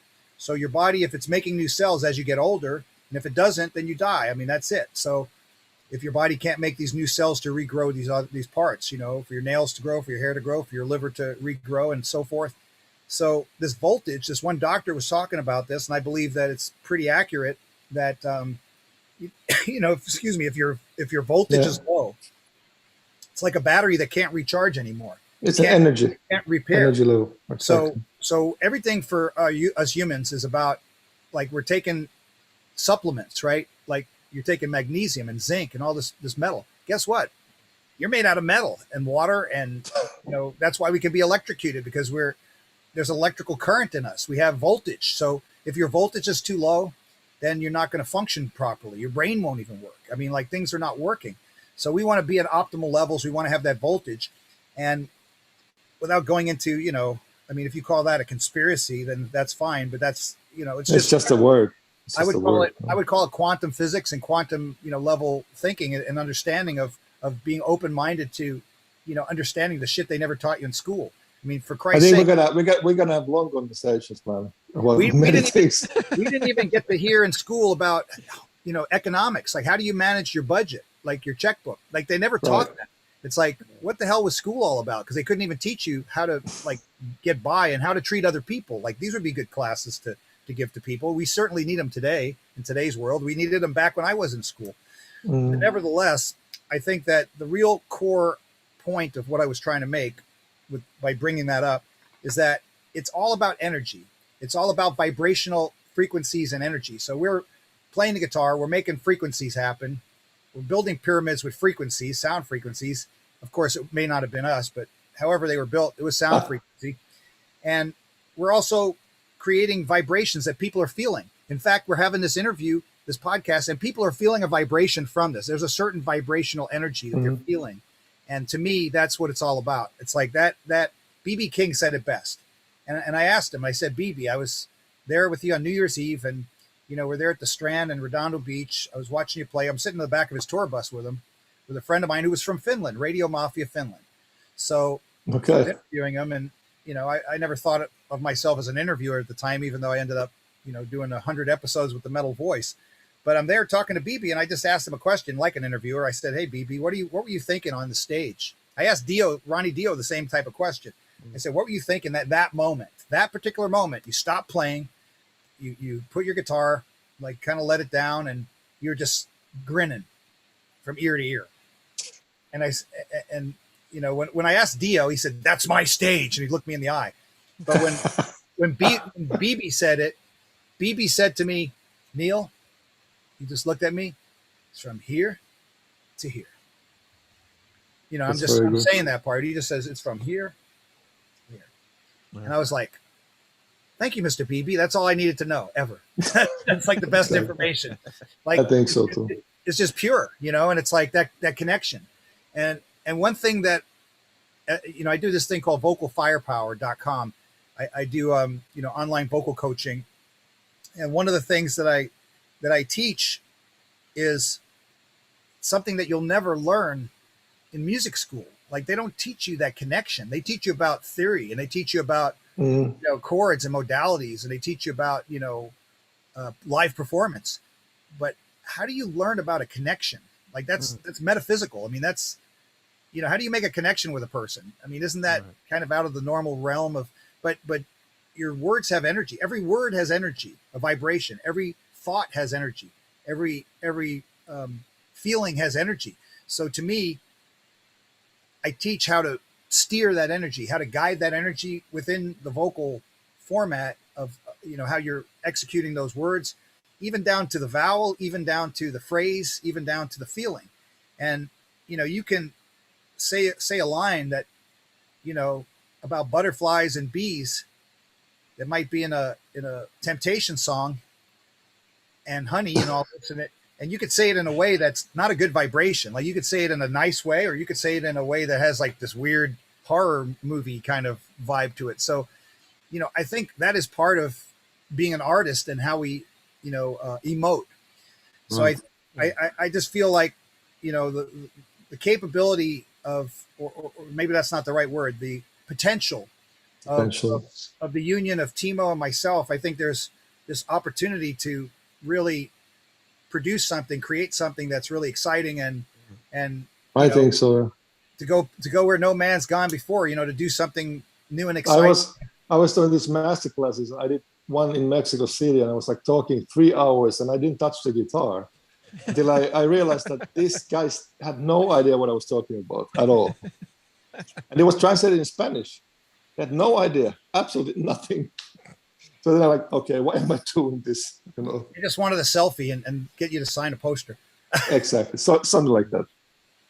I mean, they were guitar players with a guitar. So, Timo, do you got the other interview to do? No, I don't have. Okay, all right. we are live, guys, so there are people watching this on YouTube right now. So if anybody has any questions for Neil or Timo, there has been questions, but I wanted more Hopefully questions. they all have beer in their hand. I'm not sure. Hopefully, how do they write songs? Hopefully they're at an office party eating some donuts or something. But I've gotten a lot of feedback. Neil, people want you back on the show. Well, thank you. That's cool. I mean, I might be a little busy because I'll be out there with Timo. You know, we got to go and rock and, you know, be hunting high and low, you know. Maybe we go to New York. Can we play in New York, you think? At some point? I think we should. You told me you were coming to New York. Of course. You know, it's just a matter of the you know, the major markets and who's going to bring us to those cities. I mean, the promoters. So, and if anything's still open here, I think it's great that we're doing this podcast and that we're, you know, the more that we make people aware of what's going on, I think the better, because you know, there's so much saturation out there in social media. You know, the flavor of the month, the flavor of the day, like whatever news they're pushing. I mean, unfortunately, there's some news lately that is unfortunate. You know, some really great musicians have passed away, and you know, that's got a lot of the attention lately. And you know, it's really unfortunate. I think, you know, we've entered that age where our heroes, you know, and our colleagues are at that place where, you know, things happen. I mean, life happens. But it's sad when, you know, it's your heroes, you know, especially Robbie Steinhardt from Kansas and Jeff LaBar from Cinderella, and and Gary Corbett also from Cinderella and Kiss, and you know, it's just really it's a reality that you know, this happens in sports as well. It happens in you know, television and film as well, you know, but it's like, hey, we got to carry on and keep on rocking, and that's what we're going to do. And you know, no reason to stop, no reason to hang it up or retire. I mean, this is what we love to do, and it's what's inside, like BB King, you know. It's like, hey, we got to keep on keeping it going. Yeah. So what's some of the questions you got out there? I don't have anything really for you guys. I mean, people ask, as usual, people ask me stuff about Timo. Timo, are you still using Laney amplifiers and ESP guitars? That's cool. How many times is this question going to be answered? I will answer this question. No. See, there, got your answer for that. And he also wants to know, what do you guys think of modern new wave of traditional heavy metal bands like Eternal Champion, Enforcer, Riot City, etc.? I have no idea what that is. I can answer that question because I don't know what these are. I've played with Enforcer. They're great guys from Sweden and a great band. They've been around for a while, so they're almost like not really a new wave of new. Like Riot City's much newer, and there's also bands like Bewitcher and Haunt, and you know, other, you know, band from LA called Fortress. There's a lot of these bands that are, you know, I'm always going to be partial to bands that have a solid singer. You know, for me, I've always liked, you know, you've had bands like White Wizard and Holy Grail and stuff, and you know, when they have a good singer, it's easy to like them for me because I like good singers, you know, and the singer sounds like Oscar, you know, or it sounds like, you know, guy from Sesame Street, you know. I feel like, you know, when's Big Bird going to come out, you know? Hey, it's Big Bird, everybody. You know, Ernie and Bert. I mean, Sesame Street, you know, to me. And it's like these guys, like if it was really Satan taking over, is it going to be some alluring woman that looks sexy and beautiful, and or offering you something beautiful, or is it going to be like some old dude with a big beard that looks like a zombie saying, "Hey, I'm evil." You know, so to me, I feel like it's always the devil in sheep's clothing. It's never going to be, you know, the obvious, because that would be too simple. It'd be too obvious. And I think the psychology behind that is just quite fascinating. It's like people think, oh, this is the toughest thing. We're tough. We're so tough. We're on Sesame Street, but they wouldn't hire us this week, so we're here playing death metal or black metal. I mean, you know, there are some serious dark bands. You know, like I played some gigs over in Europe with Encepherium, and you know, I know those guys. Those guys aren't messing around, and they're finished, right? No. They're not messing around. I mean, they got their little kilts on, but hey, I mean, they're technical and they're growling, but really good at what they do. And there's other There was bands. this Finnish band called Sentenced, and they were like 1 month on a tour with the German band. And after the tour, the guys of the German band said, "These guys never said a word, no, not even one." They got drunk, they played the show, got even more drunk, went to sleep. Never talked to the guys in 1 month. And I mean, I understand, it's about the riffs, and that's where I kind of meet the crossroads. It's like they're about the riffs. They're about the some of them are symphonic, some of them are very technical, progressive. So there is melody in there. Yeah. But what the hell the melody is, like, how do you even remember a song? I mean, I see a lot of death metal bands, a lot of black metal bands, and it's like, how do you even remember a melody? Like, at least with like the national anthem, you could sing that without a music behind it. Like, you can remember how the melody goes. But when you got a good song and you can remember the melody, I mean, that's what I want to do when I write a song. Exactly. But when it's just a riff, it's like a bunch of riffs. I don't think it's so memorable. And I guess, that is more so that style of music, to write riffs. Like, even rap music has rhymes, right? But when you have, just riffs, but there's a lot of fans of that style of music, and, people love it. And, I mean, that's part of today's culture, and that's what people like. I mean, but I never could understand like what this is. Wow. You hear that? I always say that you think they talk to their mothers like that. You kiss your mother with that mouth. It's like, yeah. Like, what was that song again? Go home. Is that a word, or is that what's the lyrics to that song? I can't find them on the internet. It goes like this. I'm just trying to understand. Like, please help me. I'm you don't even have to try. So that kind of stuff won't be on your album when you finally get it. Well, I'll do it. You know what? I'll sing death metal. I don't have a problem with that. They want to sign me up and pay me to sing death metal. I'll do it, or black metal. But I don't really. I don't know if I'd be good at it, but I mean, I can go like, if I get some Listerine. I think it's kind of like having a fight with another animal. It's better not to do it. In a closet, under the bed or something. Oh, I got a question for you, Neil. I just saw that you were on the new Thor album. How did that come about? Well, John Michael Thor is a great guy. And, I had met Thor back in like 1982 before I was in Anthrax. Actually, it might have been 81, but I think it was 82. He was playing out in Long Island. And I went to an Elmhurst at a club out there. And I guess that's Queens, right? It's kind of on the almost out in Long Island. So that's where it was, Elmhurst. And I was in this band called Amra at the time. I had just left that band.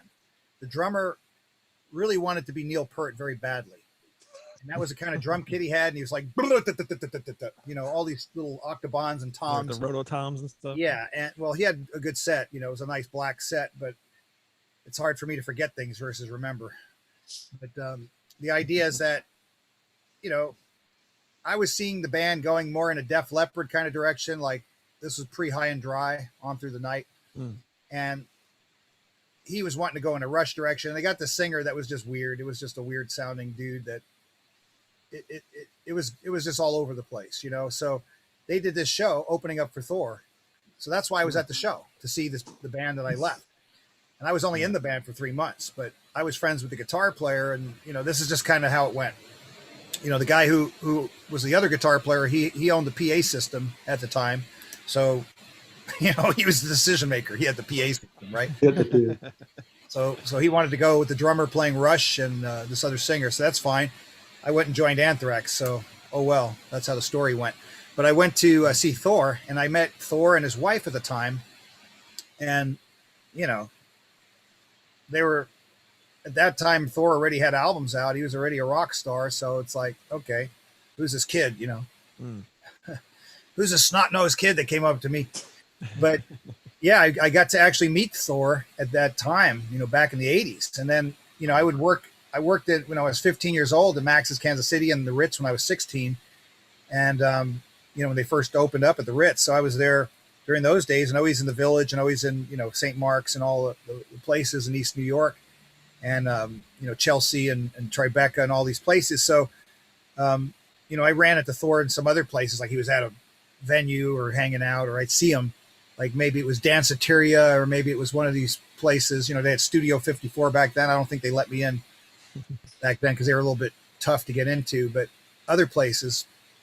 And so I'm trying to think of there's some other cool places back then down in the east side, Lower East Side. So at that point, I ran into Thor. He was touring, and Jimmy K from the Metal Voice, he put me in touch with Thor and said, hey, I want you to go interview Thor. I'm like, yeah, I know Thor. I met Thor a bunch of times. And so when I met Thor, he's like, hey man, I need someone to help me do some merch. So I said, sure, Thor, I'll be happy to. So I helped him do his merch that time. And, I also interviewed him. And then it turns out, he came back through and he had me sing with him on stage. And then he figured out, oh, well, now I know who you are. So it's like, oh, okay. Right. I didn't realize, like, I thought you were just interviewing me. Like he knew I was in Anthrax, when I first interviewed him, but it was like, now it like all clicked and like, okay, I want this guy in my album with me. So he asked me to sing with him after I sang on stage with him at the Whiskey. That was actually the last show I did before pandemic. It was like March 12th of 2020. Exactly. And, that run that I had at the Whiskey was really cool because I actually was asked to sing on stage by, just some incredible people. I shared the stage and sang with these bands. So I'll just list them real quick. Some of them were at the Whiskey. So I'm trying to think. The first one and last time I had an interview, I think I left it out. So I don't want to leave someone out. That hurts. I hate when you remember afterwards. But so I was I played with Dave. Dave Evans from AC/DC, original singer. So I did that show with him. I also did one with Steve Grimmett, Grim Reaper, and Hammerfall asked me to sing on stage, and I was like, oh, wow. Really? Yeah. And what was really weird is, I was asked, by Joachim, and he says, Neil, I want you to come sing a song with Hammerfall. And I'm like, that's cool, Joachim. I'm going to sing a song with you. He says, no, I want you to sing the song, and I'm going to watch. I'm like, what? Yeah. I say, you guys don't need a singer. Why don't you sing the song, and I'll just back you up? He's like, no, you're going to sing the song, and I'm going to watch. I'm like, huh? And that's what happened. But it was like, wow, it was a lot of pressure, trying to sing Hector's Hymn. Yeah. I wish I had more time than a week to learn it, but like, wow, right. That was like, holy smokes. And then also I sang with the band Whiplash. And here's the one that I left out last time that how could you forget? Because it's not every day that Blaze Bailey from Iron Maiden asked you to sing with him, but he was the first one. And I was like, wow, that was incredible. Earlier in 2019, I got to sing with Blaze. And, this is like all dreams come true for me. I was fans of every one of these single bands and their work, I'm familiar with all of them. I knew Dave Evans when I toured in Texas in 2008. I met him. He came to a show, actually 2008. We played in Texas. And then with my band Death Riders. And, just having the opportunity. And back then, like Timo was saying, 2006, I saw him playing with Into Eternity. So I did shows with Into Eternity in 2005 in Mexico with, Lemmy and Motorhead and, Hammerfall. So it's like interconnected with the bands that were cool people. And even all the way back to Sweden Rock in 2006 when I played over there, meeting some of the folks. So I thought maybe Timo was playing with Stradivarius and maybe with Ed Guy, because I know Timo has a history also with gosh, why can't I think of the Tobias. Tobias Summit. Tobias. Yeah, I was on a bus. We were on the bus coming from Sweden Rock to Denmark to go to the airport there in Copenhagen. And so we're on this bus, and this lady bus driver, and they have these kind of blinds on the windows, like the kind you see in an office, like the weird kind that you pull the thing on there. Yeah, so anyway, there was this Hornet that was like this big, like this thing was like a mammoth. Like this thing could like sting someone and their head would be missing. That's how big the Hornet was. So like I saw this thing and I'm like, that ain't no bumblebee. And I'm like, I saw a fire extinguisher. I was going to like take the fire extinguisher and hit it like a baseball. but I didn't want to piss it off because it looked like it would be, you know, if that thing was round. And so I had to take off my boot, and I was hoping I wouldn't break the window, but I slammed that motherfucker. I was bam. And the guys in Ed Guy were all in the back row of the bus. They're like, "What the heck?" I said, "Don't worry. Now you won't get stung." It's like this fucking bee. Like the thing was like the size of a tennis ball. This hornet, and it's like, man, it was a nice bee. It was a really beautiful, perfect hornet. But I don't want to kill him. But you know, the other side of it was like, hey, I was never stung by I've been stung by bees, but I never got stung by a hornet, and I didn't want to find out. And that thing was like hanging around near me. It stinks. And I guess in European festivals, you know, they're used to seeing hornets the size of motorcycles or something. But I'm just not used to that. You know, I'm not from Texas, and you know, I don't want to see no bee that's like this big because that's frightening. Was he wearing a cowboy hat? Not well. I think it was driving a Harley or something. It was big. It was a big boy. The last one is in. All right. So what? That has nothing. You didn't even answer my question. I know. Isn't that great? What was it? I forgot. What was the question? I don't even remember. No, the new Thor. How did you get? Yeah. Well, I did answer your question because I did tell you. obviously. I did tell you about it. So Thor sent me over, you know, a track, and he wanted me to the sing recent story. The recent story. Yeah, well, you know, we went a little tangent, sidetracked on you, sidewinder. That's right. You didn't start when you were born. I was born in 1962. Yeah, I was 3, but so yeah, Thor hit me up and he just said, "Hey, you know, I'd love for you to sing on the album." And I'm like, "Of course, Thor, I'd love to do it." And you know, it was an honor for me. He sent me a song with a really cool melody, and the way the song sounded like, it's like it really needed, you know, this melodic. You know, he sings great, and he does, you know, like the new video they just came out with sounds really good. Yeah. You know, because we are strong. They did this video, and it's just him singing on it. I mean, as lead vocal, but on this one that I sang, "We Will Fight Forever," I found out from Kevin Swain, Kevin Stewart Swain, and from John Michael Thor that's going to be probably the next single that Cleopatra is going to release, possibly. So they want me to do some video for it. So that's my next project. So I was talking with Timo about a green screen, and that's probably what I'm going to be using it for. But you know, because they're going to do their own setting and all that kind of stuff. And, you know, I could do it in my studio, no problem, but they want it. I don't know where I'll be in a Star Wars movie or something. Who knows? Have you seen some of the Thor videos? Yeah, it's cool. I love his stuff. You know, he had Lou Ferrigno in the last one. So, you know, who knows who'll be in the next one, right? But, never know.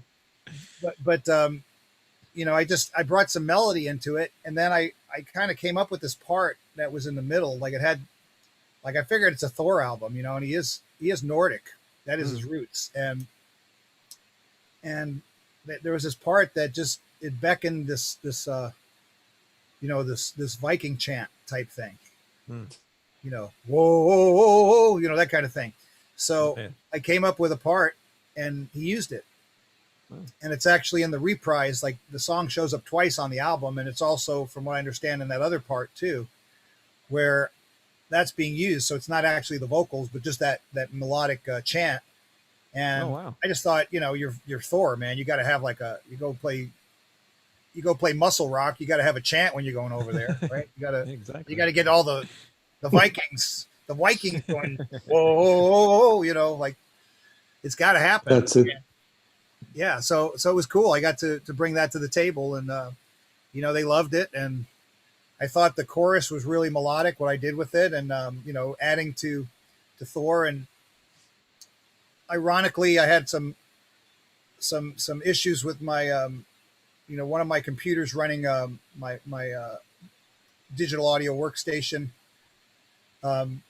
So it was like the last thing I recorded for a while was that Thor vocal track that I sent over.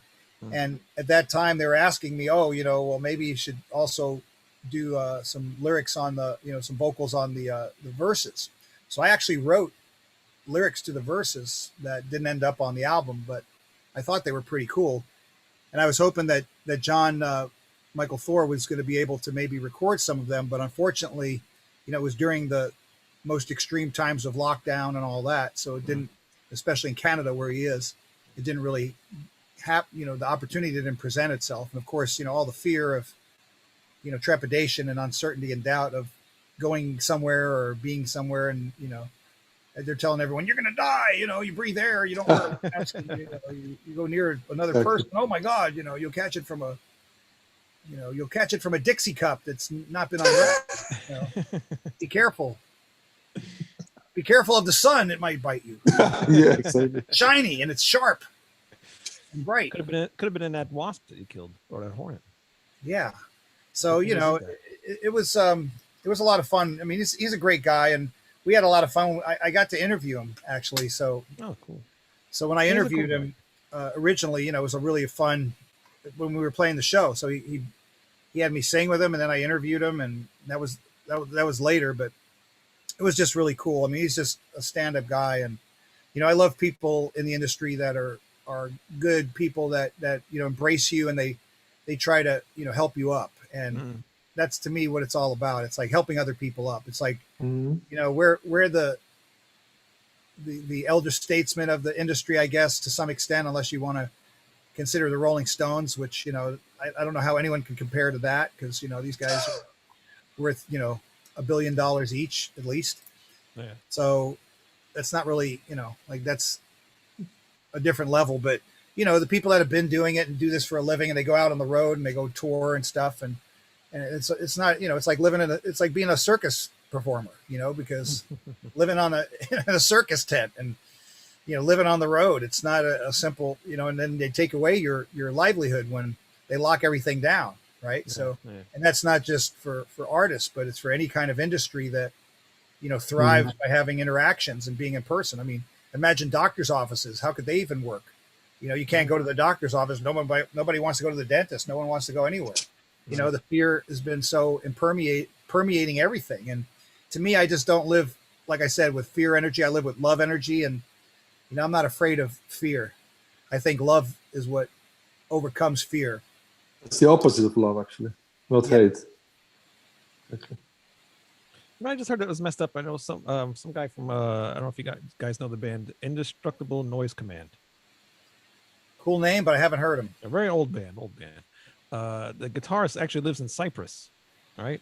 Oh. And in Cyprus, they have made it now. You can't go anywhere unless you call like some government number, and if you don't have the vaccine, they won't let you leave your house unless you. Yeah, that's coming to that next. It's in France. It's like that. You're gonna have to have the passport. Yes.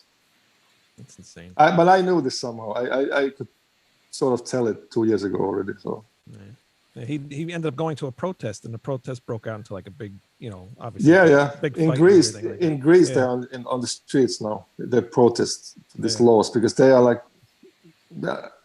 horrible. Really. I mean, fuck. Yeah, it's fucked up. It's yeah. Yeah. I don't know what's going on right now. Oh. I gotta move to the mountains. Yeah. Right. Yeah. They'll still find you.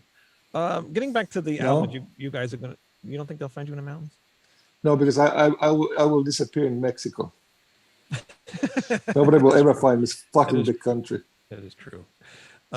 Going back to the album that you guys are going to work on, do you guys have like drummers and other musicians that you can work with yet? Or we thought you were going to do it, Wayne. We thought you were going to help us.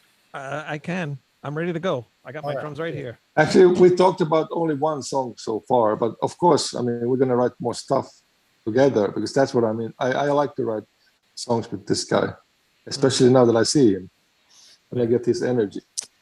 You still want to work with him even though you just saw him? Especially now. I mean, I wanted before. I wanted before, but I love his fire. There's a lot of fire in that guy, So that's going to be always. I always try to get it out from a singer, especially when I produce them, because I produce vocals in a very different way. I've seen anybody do that. But that would be interesting to produce Neil's vocals. Well, that sounds maybe great. It'd be like some kind of a cataclysmic event. Like an explosion in the universe. Black hole explodes. Yeah, it's kind of like this, Timo and Wayne. Like for me, how you have like a sax player and you have reeds on a sax, and if you're playing like a Rolling Stones song, like "Can You Hear Me Knocking," and it's Bobby Keys playing the sax, and he bends those notes outside of like what should even be a note. Like, in other words, when they're bending these notes that are outside of the range and outside of the box. Yeah. So to me as a vocalist, and I love the way that sounds, if it's done properly and we're in the right context. Of course, it could be really a train wreck in the wrong context, and people singing out of their range. That's something you don't want to necessarily hear. But I guess it won't matter. It won't matter if it's black metal or death metal, because it's like, you really love this stuff. I can see that. Yeah, you don't know what's going on. Though. Well, I'm from this area. They have these black metal guys like Mayhem and Burzum and all these guys in Norway. But what is happening? I have black screen. I don't know. Do you see me? Those guys go home and listen to Rainbow. They are that kind of guys. They drink tea, and that's what they really do. They are not that black at all. I can tell you that, because we've met many of those guys. Of course. So to me, I like pushing boundaries. As a vocalist, to me, it's like, first of all, it's like a baseball pitcher, and I don't know if that's even a sport that's something that people in Europe relate to as much, because baseball's very American, right? Like apple pie and Chevrolet and all that kind of stuff, hot dog, all that crap. So the thing about baseball pitchers is they're throwing these pitches that are 100-mile-an-hour fastballs. They're throwing, very accurate in a very tight space, and they have to be on point. And they might be spending their whole game waiting till the 9th inning, and then they come in like emergency surgery at the very end, and they'll throw these strikes. So that's what their job is, to be a relief pitcher. They come in because the other guys they've been through all these other guys. It's the playoffs, and they got this one guy who's like, the specialist, and he throws these pitches that are so fast, and there's a little spin on them. They curveballs or sliders or all these weird knuckleballs, all these weird pitches, and it's just one of these quirky kind of dudes that comes in, and maybe has a funny mustache or something. And he comes in and he throws these wicked pitches, and nobody can hit him. And when the guy's on point, he's on point. And sometimes people hit him and he's not on point. But when he's on point, he's pretty unstoppable. And that's the guy you want coming in for those times. So I try to put myself in that mindset of, I'm not trying to compare myself, so I'm not thinking that I'm some baseball pitcher in the World Series, but I think of those people, and I think of, how do I put myself in that mindset and try to push myself beyond the limits? Because Bruce Lee is the one who said, use no limitation as limitation.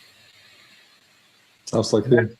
And that's really where, I try to put myself through that cinder block and 5 other ones. Like, you can't just go through one wall. You got to go through 10 walls. And in other words, taking the note and pushing it. So I know in my range, where my ceiling is and where my floor is. But sometimes, I want to bend a note, like on a guitar, you you bend it off the fretboard practically. That's like, you don't want to cut your fingers off, but fingertips, but it's like, wow, that's like taking it to another place, and where it's called for.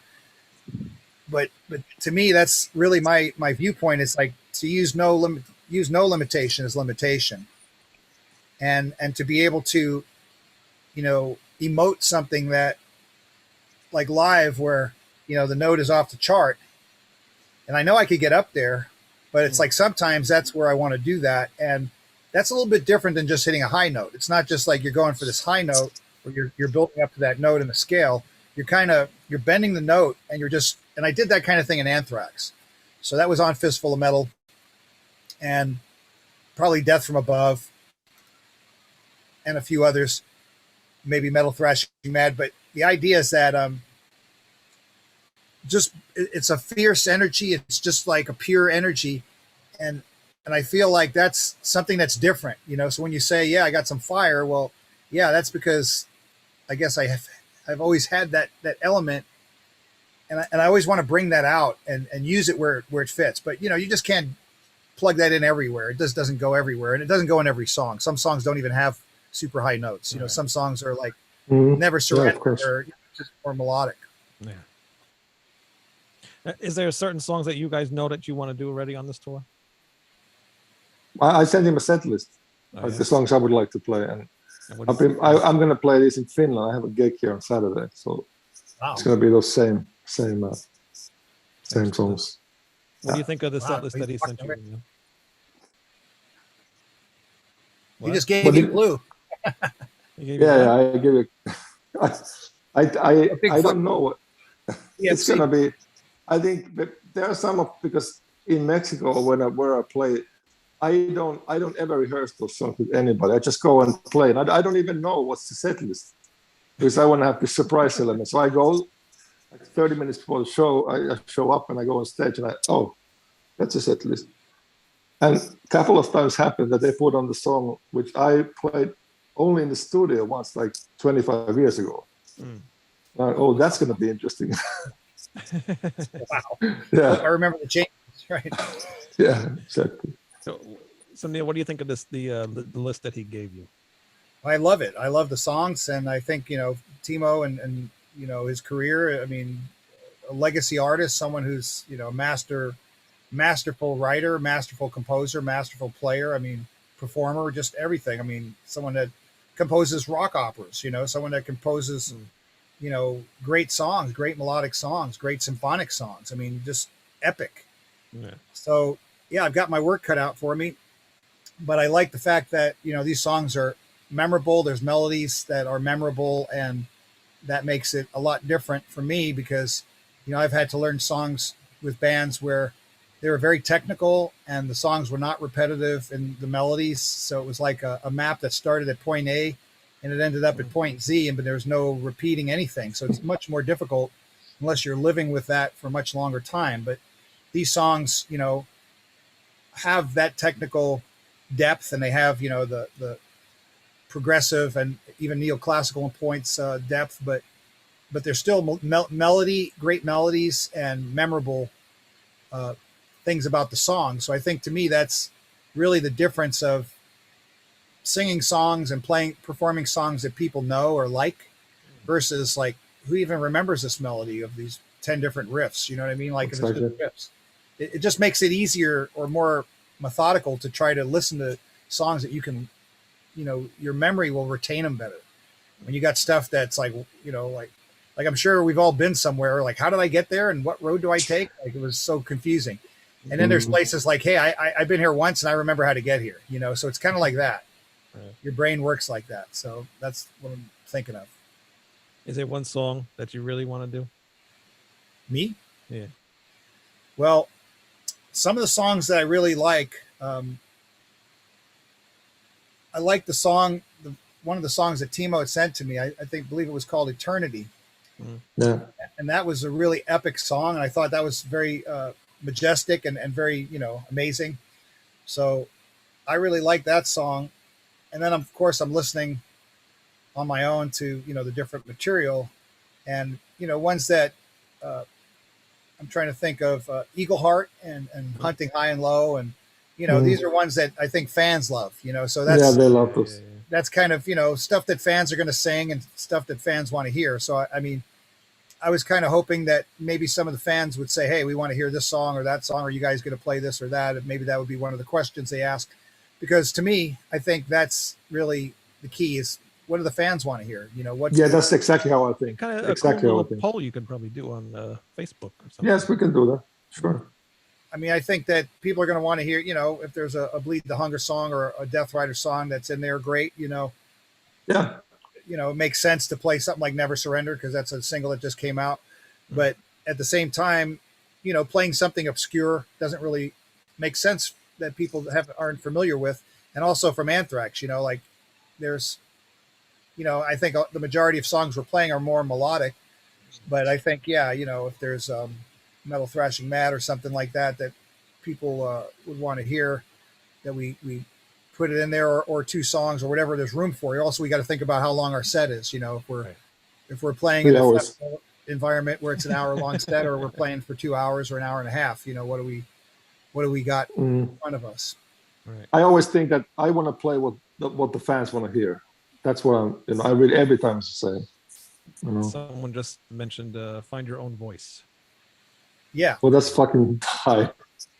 that's I don't want to play that anyway. I don't like the song. I'll do whatever Timo wants to do and whatever the fans want. I mean, whatever makes sense, but that's great. When we get input like that, that's what we want to hear. We want to hear people that have That song you don't want to sing.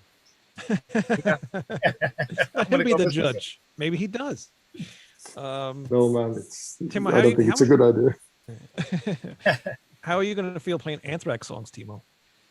I love to play different kind of music. I don't really care what it is, if I like the vibe. And he's been in that, so of course it's part of the tour. But now you finally listen to that album. I mean, are you going to be able to do it? I mean, I played with Anthrax, but that was with this Belladonna guy. Right. I mean, he was the singer, and I mean, I don't like thrash music because it's not melodic. Right. For me, it's not melodic stuff. It's too aggressive because I'm not an aggressive guy at all. Not even when I'm drunk. So I don't have that. I'm kind of a soft guy who writes these beautiful melodies, and how I think of my music is really simple, actually. I have this theory that you have to be able to play the melody of the chorus on a piano with one finger, and then it's a good one. Right. Well, there's the magic in the whole interview right there. That's beautiful. That's what I really need. Like, it's just 5-6 notes. That's it. I think that's a really well stated point and truth. And to me, I feel the same way about any song being able to play it acoustically. Like if you can't play a song acoustically, then you're missing out on an opportunity where, maybe maybe everything electrical doesn't work, and you're there at your audience, even in an arena or an amphitheater or whatever it might be. And I've seen it happen with Rat and Bon Jovi. Rat played, and the only thing that people could hear was a drummer, Bobby Block, he's playing a long drum solo. But I mean, at least it was entertaining, and he did it. It happened, and he started doing that, and people dug it, and it was like the power was done. It was the end of the show. That was it. And Rat was the headliner for that tour. Right. And but he was playing the drums, and to me, it's like, well, if you got an acoustic guitar and you can play some of the songs and pull it off, no matter what kind of music it is, there should be that aspect. And the only way you're going to do that is if there's melody. If there's black metal, I guess you can do it if you got acoustic. I guess there's a way to do that. I'm sure like black metal unplugged, death metal unplugged. I mean, how do you do that? Like, I never forget this because I had a demo studio here in Helsinki. I recorded like 400 demos with local bands, and there was this band called Amorphis. It's kind of big now. And at that time, there was one song, they had no lyrics. It's exactly like this. So I said, I gave him a newspaper in Finnish, and I said, just fucking growl from that. So he's growling from the newspaper, and nobody knows. Nobody knows. It's Finnish. It's Finnish language with growling. So they're reading the newspaper. They're reading the newspaper. Exactly. He read the newspaper. So it's like this. The weather is 80 degrees Fahrenheit, Celsius, and still clear, man. I think it's still clear. Snoopy says, die! Okay. Yeah, dies. They have a lot of die. The chorus is, Snoopy says, die! Exactly. Charlie Brown, die! Okay. But I thought it was funny because nobody knew. It's on a record, actually. It was a record. Yeah. So one of the songs have Finnish lyrics from local newspaper. Well, the good news is that at least if we get stuck, I can ask Timo for a Finnish newspaper, and we can always come up with some. Not with my music, man. I don't think it's a good idea. Yeah, Timo. We can get like the vocals from Sesame Street, and we can get like some those little kids' toys that you wind up, and a little jack in a box comes out and it makes like noise. We can get our melodies from there too. It'd be a new way of writing. Yeah. I think you can play every song. I think you can play every song I ever wrote with acoustic guitar and sing it. I think so. Because the melody is there. We could do like death metal, black metal version of Madonna covers. And wear black dresses on Stratovarius songs as the death metal versions. With smoke bombs and fire pots on our heads. You might have something. Some kidding. People are actually saying some songs. SOS, Eagle Heart, Paradise, Father Time, Wings of Tomorrow. Oh yeah, there we go. Father Time, another brilliant one, and SOS. So, yeah, great stuff. But yeah, so I can't wait for this tour to start, and hopefully you do get to New York. That'll be really cool. And if you do come to New York, this will be the first time me and Timo we will meet, because I will definitely go. Exactly. We got to come to New York. because Yeah. you know, you got good places there, and you know, the food's better and the people are cool, and that's where I'm from. Yeah. When's the last time you were here, Neil? I think you said it before. Was it? 2000? Yeah, I was there, and actually, I was on a tour with the band Onslaught from UK, and I was there in 2014. Oh, okay. And that's actually the last time I came through, because that was a tour that I did, you know, internationally in the U.S. and Canada. And then I did other tours, you know, other places, been to, you know, different festivals and different places, a lot of Latin America touring. You know, I've been to Poland and Czech Republic and Denmark and, you know, Germany a bunch, and Netherlands. And of course, Death Riders is over in most of the guys are in Sweden. Right. And then my band Neil Turbin Eastlos is here in LA. So we rehearse often over here. Yeah. How did you get hooked up with Matt Thompson? Because I know you've been working with Andy LaRocque too, with your Death Riders thing. And yeah, well, both really fantastic people, and also Andy's wife Pernilla, really fantastic. And the guys in King Diamond are just great. King himself, you know, just a great guy, and you know, very professional, very amazing, an amazing performer, just incredible. And I met King back in New York, you know, back in the 80s, and he was really cool back then. You know, he let me check out his leg bone that he was holding from a human femur. Okay, yeah. Like, hey, man, you give me your bone to hold? Like, that's really cool, man. Too bad there's not any meat on it. We can chew on it, you know, but maybe not. But King was really a humble, you know, friendly guy.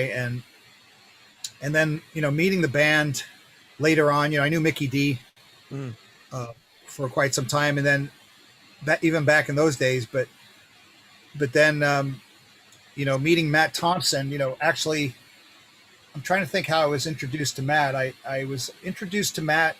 We were I was organizing a show called NAMM Metal Jam, Neil and Michael's Metal Jam, Michelangelo Badio. So we were doing this at the Whiskey, and I had Matt Thompson. Is that the guy who has two guitars at the same time? Yeah, he's got 2 or 4 of them. Yeah, he's ambidextrous. Yeah, he's an amazing guy, amazing person, and a phenomenal player. And, you know, it was fun to play with Michael. But so we would do these jams, and we'd have, you know, cover songs and have these different artists. And we had, you know, one time we had like 60 or more artists playing these things. And I mean, Per Nelson came out, you know, from Sugar, from Nocturnal Rites. I mean, he played it. We had all kinds of people. I'm trying to think of Derek St. Holmes from Ted Nugent's band played it. You know, also Glenn Sobel from Alice Cooper. I mean, we've had some names, you know. I'm trying to think of Michael, the bass player from Whitesnake. I mean, we've had quite a number of people play the show. So yeah, Matt Thompson, you know, I was working with Matt on a song. I think we were playing a Dio song or something like that. And we had, you know, Rowan Robertson from Dio playing on the song. And I thought, hey, you know, Matt, you know, I love your drumming. Would be really cool to have, you know, record something with you. Cause he was saying, hey, you know, if you ever need drums on something. So I'm like, okay, that might just happen. So, you know, I had my band, Death Riders, and I had, you know, the drummer who actually played on KK's Priest's album at the time. And, you know, he was like in 5 bands. So it was like, you're in 5 different bands. And, you know, I didn't know if he knew the songs to any of the 5 bands, because like he's in 5 different bands. It's like having 5 different jobs. You know, it's hard to really drill down and really spend a lot of time with that. So, you know, we had the drum tracks from the studio, and it was like, you know, I spent a bunch of money on it and I paid for it. And, you know, there's going to be a lot of work to move things around, to line them up, to quantize them, to make them nice. And, you know, I really wasn't looking to do that with the drum track. I really didn't want to have, you know, like drums by numbers, you know, and try to move them into quantized, you know, grid. Yeah. It's like, then it becomes like, you know, these bands that you hear where everything is perfect and there's no human factor to me. And Matt is like a machine. I mean, he plays it accurately. He's not quantizing it. You know, you don't need to quantize it. He's that good. And obviously King Diamond thinks so. And so do all King Diamond's fans, because it's great. And he sounded great. And he took it to another level playing Never Surrender and the other songs that he's done. But I don't know. It's just the difference of working with someone like a Matt Thompson what would you like me to change? Right. Like he offers that. He doesn't say, well, I'm Matt Thompson and, I'm from King Diamond and this is the way it is. No, he's like, well, here's what I played. I hope you like it. And if there's anything you want me to change, just let me know. I'll do it. Like how easy is that? And how professional is that to work with someone who gets it handled, gets the job done and is flexible, is professional. No one more professional than that, in my opinion. I mean, that's just the top level of professionalism. It's, you shouldn't have to tell anyone what you want them to do differently, but there's a difference of interpretation. We all interpret things the way that we interpret them. I mean, if you interpret the Spanish language, you might interpret a word differently. Cabron. Cabron. King The funny thing, King Diamond is because we played the fest Sweden Rock, I guess it was, and we were in this hotel in the lobby, and he comes with a full makeup and a bone, and that is like grandfathers, old people, and they're looking, what is that? He walks through the lobby with full makeup and the stage outfit, goes to a van, and everybody was like, what is that? And we were laughing because we knew him. And then next day, because nobody really knows how he looks like, basically. And he's there with the sunglasses and like a normal guy with mustache and stuff. You don't really know him. Right. But with that fucking thing, he comes through the lobby and everybody's looking at him. Everybody. And he knows the truth. So. Yeah, I love King Diamond. He's amazing. And, Andy LaRock, I mean, what a phenomenal guitarist, person, phenomenal on every level. I mean, he's obviously, been in King Diamond the longest, but also, playing with Death. And, I think Andy really understood how to separate the frequencies, much like, I guess some of the frequencies that would be in a Stradivarius song. You have a lot of things up the middle, right in that mid-range section of vocals and guitar tones and cymbals. And the guitars, we always carved away to the vocals, out from the mid-range section. The vocals are mid-range, of course. The tap. We even emphasized mid-frequency sometimes with vocals. Now this is taken technical way, but you're getting beyond me now. Yeah, so the understanding of how to manage those frequencies, and we've had other engineers work with the frequencies, and they kind of, AM radioed the whole thing into a big, silly putty of it was just kind of glued together. And I need to hear them so you can separate, you could listen and say, oh, I could hear the keyboard, or I could hear the guitar if it's a song that had a keyboard, or I could hear the vocal, I could hear the harmonies, and they're up, the level to the right, they're put into the right amount. Because sometimes you might have backing vocals or the middle part of the backgrounds that are overpowering. Like Def Leppard, you listen to Hysteria, everything is sonically perfect. Everything, you can hear everything.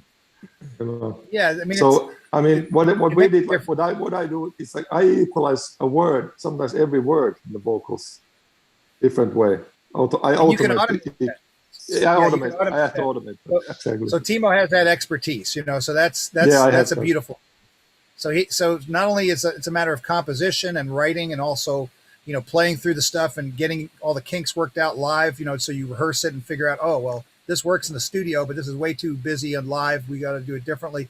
But he also has the know-how on how to manage those frequencies. So when you have the digga digga digga digga digga part, and the drums are going digga digga digga digga, and the vocals are screaming over it or whatever they're doing, and there's maybe even keyboards. It's like, okay, well, how do we position each one of those frequencies so they're all stacked in a way that they're not colliding sonically. Exactly. How do you build it sonically? It's exactly what I do. I mean, I know it sounds technical, but the reality to me is that yes, it's technical, but it sounds so much better when you have someone who understands how to work with this and manage it. And that's who Andy LaRock is. Andy LaRock knows how to manage those frequencies, and get them so they are separated. As the song goes, keep them separated, right? You want to keep those sonic frequencies separated so they're not bleeding sonically into each other. And who even teaches this stuff? Like, how would you even know that? My ears tell me you can't. No, you have to find out yourself. You have to try it. There's a lot of knowledge there, and it's not even a secret, but you have to apply it into your own thing, how you want to work with things. And especially vocal stuff will be really the most important thing of a song every time.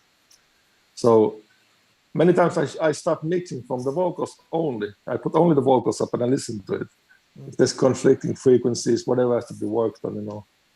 That's too funny that you say that, because I do the same thing because I'm recording vocals and I'm recording, you know, sometimes 40 tracks of vocals only.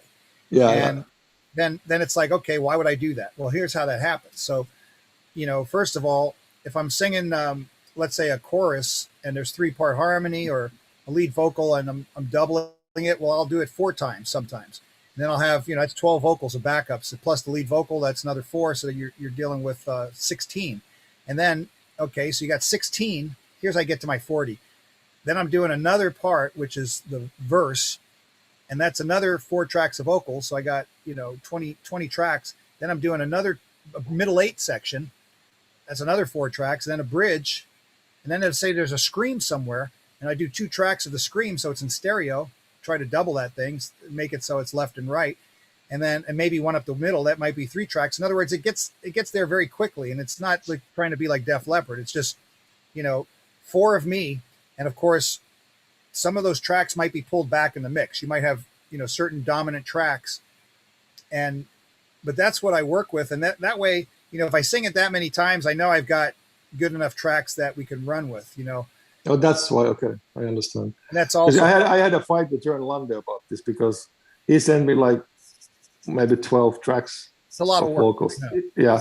So, no, it's not the work. I'm not scared of that. I like that. But you know, then I'm like, I have this powerful song. I need a powerful vocal. I need 1 powerful vocal, not 12.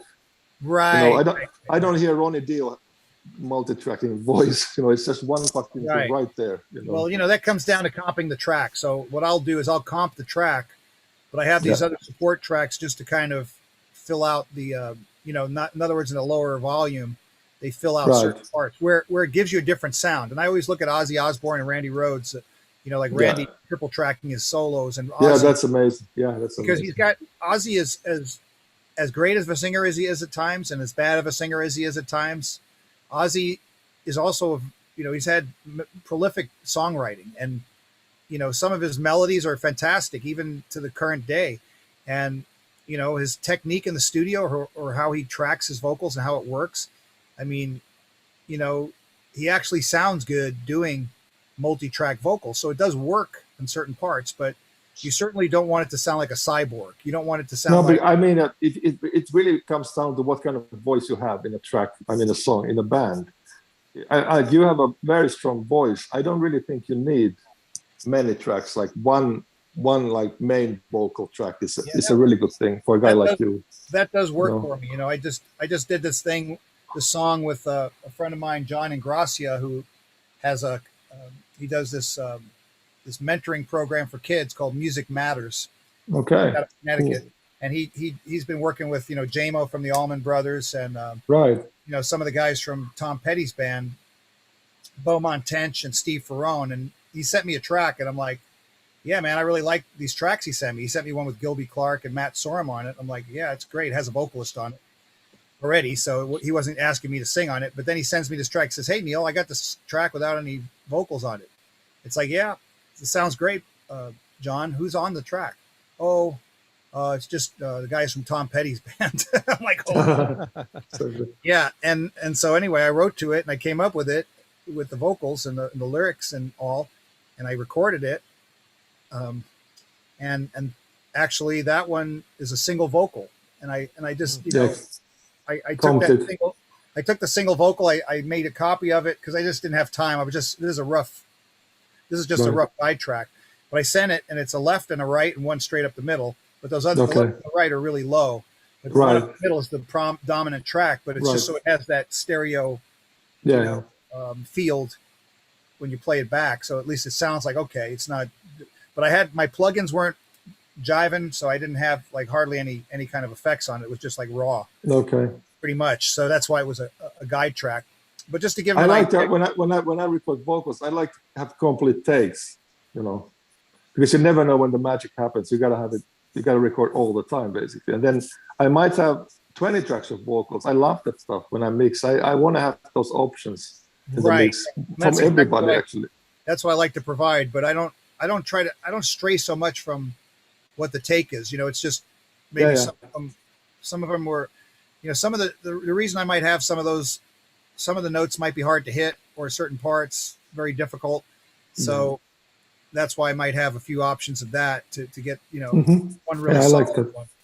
But usually for high notes, that's where I would do that kind of thing. Like if it's really hard, or like some kind of, some kind of thing where it's long and it's a very long, elongated part where it has like 5 vibratos. It goes into something and then it holds a note and then it gets even higher and then it, tails out of it, and, different timings. Like some of these things Exactly. are so difficult to try to mirror that, to try to like, do Duplicate. do a double of it is some of these things are just so like to try to match it at the end, like you're just kind of going from memory and trying to hit the marks and all that. But I think there's a whole science and a whole magic to just managing the vocals in a recording process like that, when you have a singer that can sing Exactly at that level. But if they're just singing for the hell of it and it's just a basic song, well, you shouldn't. Exactly. It could be 1 track or 2 tracks, no big deal. Exactly. I consider myself pretty good at making, doubling precisely the parts. So I like to do that, and I like to have it so it sounds stereo. So you're really getting a great quality. I use a lot of event-type harmonizer in the mix for that kind of thing. I have 1 track, but it sounds like 3. It's really wide, It's like Queensryche using a lot of stuff. I wish I could use that on a beer, an eventide harmonizer. Yeah. Exactly. So it'd be like 3. Yeah. Exactly. That sounds good for me. Can just buy 3 beers. Yeah, out of 1. Yeah, exactly. 1 Like 12 pack would be like a case. Yeah, it'd be awesome. Like Jesus, making 12 beers out of 1. Not to go off track a little bit, but I asked Timo about this earlier. Did you hear the new Iron Maiden song, Neil? I did watch the video, and I was very impressed with the video itself. And I thought that Adrian was phenomenal on the guitar. I mean, I love the guitar sound. I was a little bit taken back by the vocal. Not that Bruce isn't one of the most amazing vocalists on the planet, but I thought it pretty much started off in a very high register, very, very push sounding to begin with. And I'm a fan of Iron Maiden. I mean, I really loved Number of the Beast when I saw them live playing at Madison Square Garden, opening for Judas Priest at the time. And of course, I was invited backstage by Natalie Smith and Adrian to go and visit with them. I was actually in their dressing room in 2016, so that was really cool at the Forum. I had actually jammed with Adrian at a bar in Malibu, so oh wow, that was really an incredible experience. So we played a number of songs, but so coming from me, I'm pretty particular about my singers and pretty particular about my songs. I thought the song was really interesting. I thought the song was cool. I really liked the video. I thought that was very artistic, and I don't know. I just thought the vocals were a little bit very Iron Maiden sounding. I mean, I don't think any Iron Maiden fan is going to say, "Oh, it doesn't sound like Iron Maiden." I just think that the vocals were very, and I only heard it once, so I have to be fair. I have to give it a second listen. But it didn't strike me as Aces High. It didn't strike me in that kind it hasn't been for a while, man. Yeah, I mean, for a while. Aces High, that would have that it starts slower and it goes up higher. And I've had to sing that song myself in some jams, and it's a tough song to sing. Bruce definitely, he's quite a singer, he's pushing some air, pushing some energy, moving some energy. But I don't know, it's a different style of singing. I think it's more, Bruce has always been that kind of singer where, you have guys like Tobias Sammet and Jeff Tate, and there was those singers that kind of modeled their singing maybe a bit after Samson and Iron Maiden singer, which is, Bruce Dickinson. So I would say that style of singing, I would probably say that I'm more in the Halford direction than I would be in the Bruce Dickinson, Jeff Tate direction. It's a little bit different, like Take Hold of the Flame. It's Queen of the Reich, I would say, yeah, that song, I could sing that. That's more in my world. But some of these other things, there's certain power metal songs that are maybe a little bit out of my world of what I feel like this is like a real solid space for me. But, that's why I was saying I really love Nocturnal Rites. I mean, with Johnny. You like does- Rob, you do like Rob Rock, this guy Rob Rock. the Yeah, I've singer? heard Rob Rock, very excellent singer. I think he's a very good guy too. I think he's. Here's You an know, interesting so- question. Neil, what's your thoughts on David DeFees, the vocalist from Virgin No, I Steel? did actually in '84. I did go over to France with Jack Starr, so I was actually part of his band, even though I didn't sing with him because Rhett Forrester was singing. I guess they needed someone just in case because things were kind of shaky back then with Rhett. I don't know. Rhett did a fantastic job, Rhett Forrester, but yeah, Virgin Steel. I thought they were cool. I mean, I wasn't really like overly one way or another way about Virgin Steel's vocals. I mean, it wasn't really something that wowed me one way or the other. It wasn't, if you asked me about Guy Speranza, wow. If you asked me about Bruce Dickinson on Number of the Beast, even Peace of Mind, wow. Yeah. If you asked me about Halford on pretty much anything old school, wow, especially Defenders of the, Painkiller, obviously, but Defenders of the Faith and earlier, just wow. Oh yeah. Screaming for Vengeance. That Yeah, was a cool album. that's right in that. I mean, the level that he was singing at, the performance level, I've also seen Freddie Mercury live, Mhm. a natural prodigy. What you're dealing with some of these folks is a prodigy, someone who's a Yeah, child who Definitely. out of the box, it was like the best pair of roller skates you ever had. Out of the box, Exactly. it was the most seamless, the best guitar. It didn't need to be modified. It was just out of the box. And for those kind of artists that are prodigies, child prodigies, they were fantastic when they started. For someone who's not a prodigy, there's a lot of catching up to do. But then after that, after you get to that same level, then there's maintenance. And you got to maintain that level. So even those child prodigies even the Stevie Wonders have to maintain their level. They still have to play all the instruments and practice and play the songs because, if you don't, how does that song go again? You lose like even the chord structure, like what's the movement of this? So I think it's a commitment to the spirit of excellence. And I think that some of those singers, like a Guy Speranza, he just had it. And even in those early Riot albums, they were okay. But whatever happened on Fire Down Under, it just clicked. It was boom. Like Right. Biff Byford and Saxon. Wow. Just like early. David DeFace did one track for me in Avalon too. Oh, And nice. that was because he calls himself Romantic Barbarian. That's how he calls himself. Yeah, it's very true. I like, okay, I believe fair that. enough. And then I got this like 30 tracks of vocals.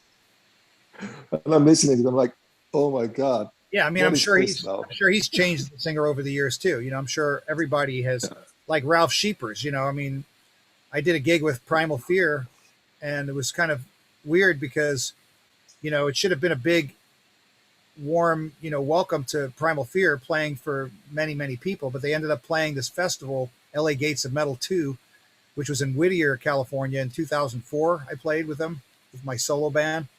And what ended up happening is they had this thing about all ages, and it stopped at 10 o'clock. And my band went on and played for 400 people. And then Primal Fear was a headliner of the whole festival, and they played for 50 people because they had to kick out everyone who was Exactly. under 21. It was ridiculous. And Wow. but they put on a performance that was Devil's Ground live. And it was like, nuclear, what was that? I'm trying to remember the name of the song, but they're amazing band. And they had their engineer there too. And I was just like blown away from all levels, just the sound of the band. The sound Germans are good. Germans Yeah. are good in that. and just the performance. And it was like so amazing. And I know you worked with Ralph before. Ralph is a police. He's a police guy. So, Oh, well, yeah, it makes sense. yeah. Like his muscle is as big as his head. When you look at the pictures. His arm is as his head. It's as big. Yeah, He goes to way the gym he's, every day. Yeah, the way he's transformed over the years, it's amazing. It's almost like a different person. I like him very much in the first Gamma Ray. Yeah. Heading for Tomorrow. I think it's brilliant on that one. Really, really good. Yeah. I first thought it's a Kiska with more aggression when I heard it. But it's him, and it's a great record. I really love him on that one. So Yeah, it's definitely one of my favorites. Yeah, too. they're that like certain things stand out to me, and I appreciate those bands. And there's so many of these bands from the Nordic countries or from the north, that really I appreciate. And we were talking about the new wave of heavy metal sort of like a more modern version of that. And there are some really strong bands. That band Riot City, you know, there's some leanings of obviously Priest screaming for vengeance with their artwork. You know, the Judas Priest kind of art, and also maybe some of that sound.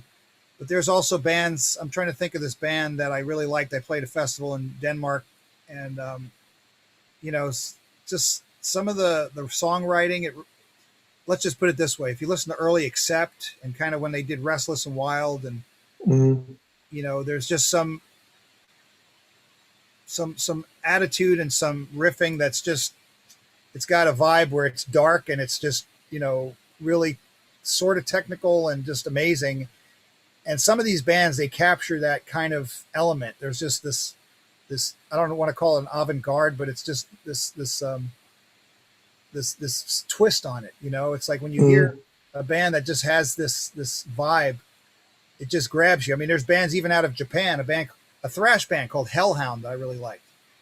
And there's a few bands called that, but this band had, you know, the triple flying V attack thing, and they were really cool. And there's just certain bands that just kind of, you know, a band that's reformed that I really like from back in the 80s, Sortilege from France. You know, I was really a fan of the bands that would sing in their own native tongue. They would sing in French.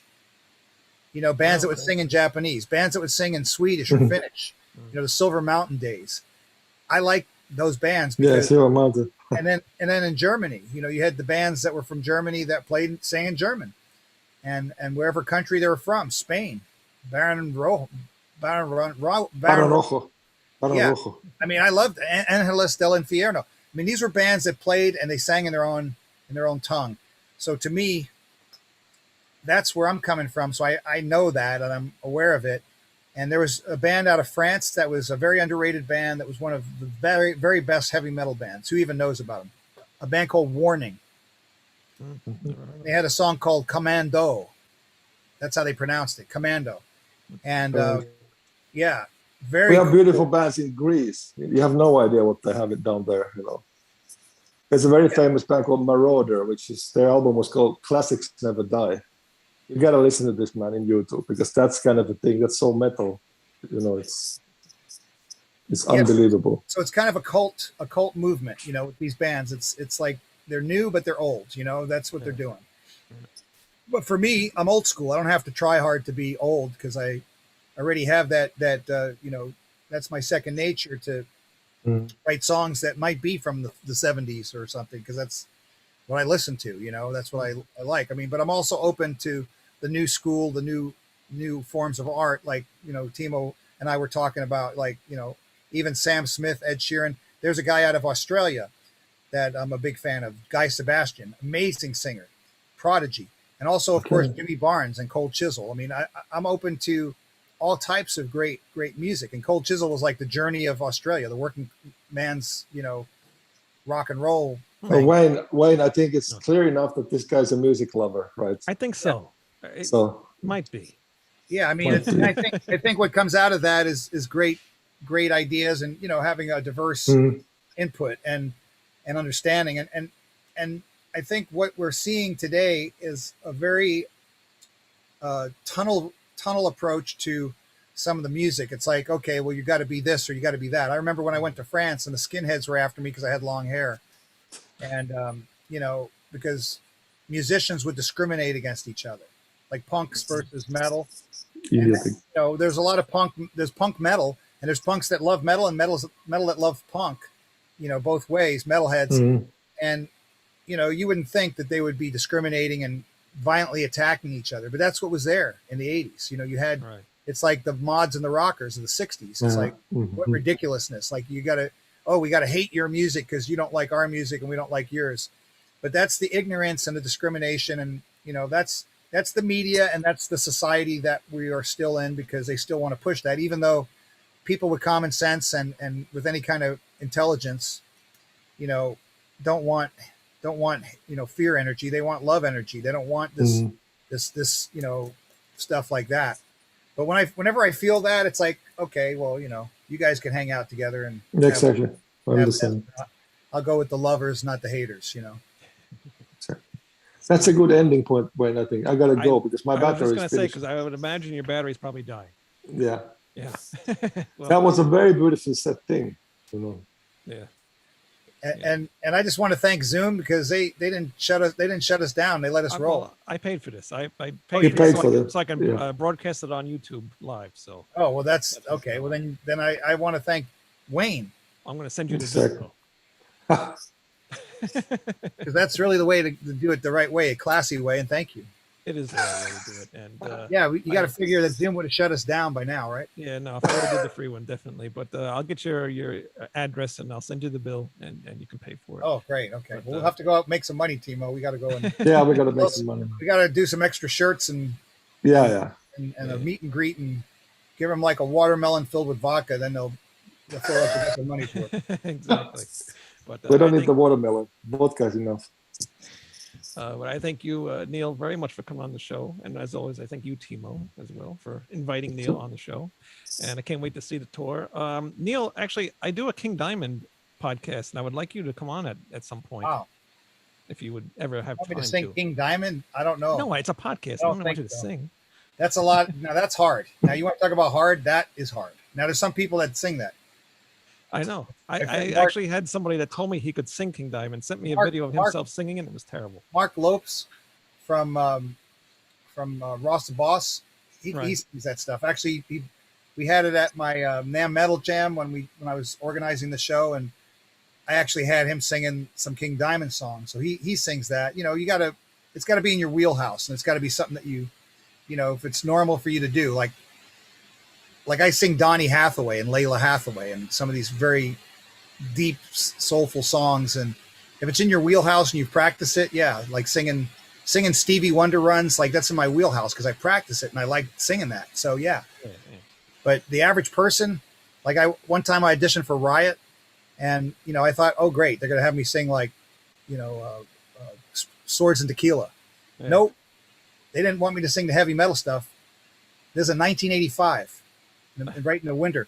It was like 0 degrees out, so they had me come in there. I was so cold and like shaking, so I drank a whole bunch of coffee. So then I was shaking even worse, and then I went to sing Restless Breed. That was what they had me audition. And it was really a Paul Rogers kind of an approach song. That's what Red Forrester had on there. So I didn't have my knife was not sharp in that direction. So I had to sharpen my knife very sharp in that direction. So ever since that experience in 1985, yes, I could sing that Paul Rogers stuff inside and out. Awesome. That's what I studied. But back then I didn't. And I just had to tell that story because like that's like an added bonus because, you know, it's like if you haven't practiced that, then it's going to be really hard to come out and sing King Diamond because King Diamond is a unique voice, and wow, is it high, and wow, is It's it. very high. Yes. Yes, but And if you've seen King Diamond live, like not only does he sing high and it sounds a certain way on record, but oh my God, he does the shit live perfection to perfection, Exactly. He unbelievable. does. And his band and Andy LaRocque and Matt Thompson and the other guys,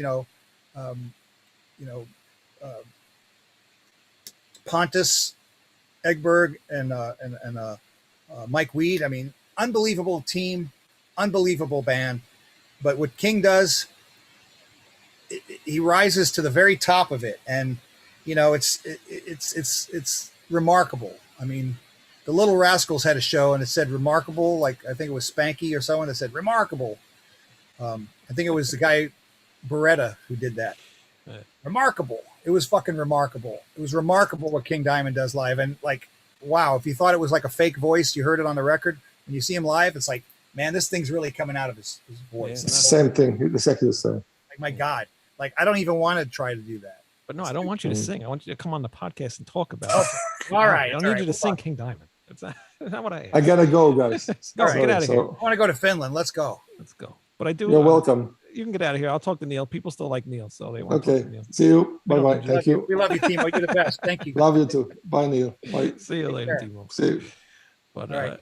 And I'm yeah, going to have so to go too because I got somewhere to go too. But You're free to leave. it's But, really awesome to be part of this. Thank you so much, Wayne, for the invite. no problem. I'm glad to meet you. I've always wanted to meet you. You know, I saw some interviews that you've done with the metal voice and stuff like that, and hearing your new songs with the Death Rider stuff, and always anticipated you doing some new music because, you know, obviously the only thing I really have. Yours is the Anthrax Fistful of Metal thing, and you got a great voice. So I like to hear you doing more stuff. You do know that I also co-wrote and sang backups on the last Quiet Riot album with Frankie Banali. So on Hollywood Cowboys, I actually co-wrote a couple of songs with Frankie Banali and with Neil Citron.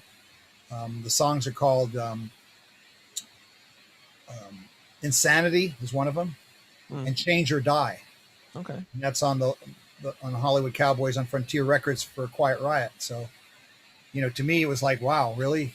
You wanted me to co-write? Like, I sang on an album with Frankie and with Chuck Wright back in 1986. But for Frankie to come to me and ask me, hey man, I'd like to write some songs with you and collaborate, it's like that was just blown away, because I know Quiet Riot was the first heavy metal band to be #1 on the Billboard charts with a bullet, and right.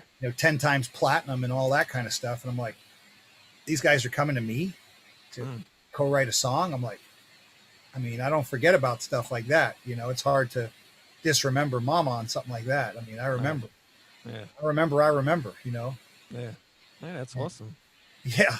And those songs is a story just in themselves, so I won't tell it now, but what an experience. And so sad that Frankie passed after, soon after. I believe like 6 months or so after. It was just really unfortunate and terrible, but I'm glad I had the opportunity. And I also had the opportunity to play live with Frankie and with Chuck Wright, and playing Hughes Thrall, Glenn Hughes, Pat Thrall. So I was a big fan of Hughes Thrall, and Frankie was a drummer on those songs. So getting a chance to play with him on a Hughes Thrall song was a thrill. And I'm, a friend of Glenn Hughes for a long time. So from Deep Purple. So he, I've always been a fan. And then, I became friendly with Glenn through Claude Schnell from Dio. One Thanksgiving, we, had Thanksgiving together way back when in the 90s. And, I always heard, hey, Glenn lives in your neighborhood and all this kind of stuff at the time. And I never met him. I still never met him. And then all of a sudden he's at Thanksgiving dinner. So, it's like, wow, okay. And then one day I found myself in the car with Glenn Hughes and Keith Emerson. Oh, wow. And Keith Emerson hands me his phone. He says, hey man, I heard I heard you know a lot about technology. So I want you to program my phone. And I'm like, program a number for me. I'm like, I'm looking at him saying, wait a second. You're Keith Emerson, the guy who wrote Brain Salad Surgery. Right. You're the boob guy. You got all these keyboards, and like what a lucky man he was. And I had this album when I was like 13 years old. My cousin gave it to me with the eagle on the cover and Emerson, Lake and Palmer. And I'm like, the guy from Emerson, Lake and Palmer is giving you his phone to program. Like shit was going through my brain. I'm like, you got to be kidding me. Yeah. And these were like the real rock royalty guys. Like those guys were real rock royalty. I mean, you're talking Emerson, Lake and Palmer and Deep Purple. And I'm like the Anthrax guy, whatever.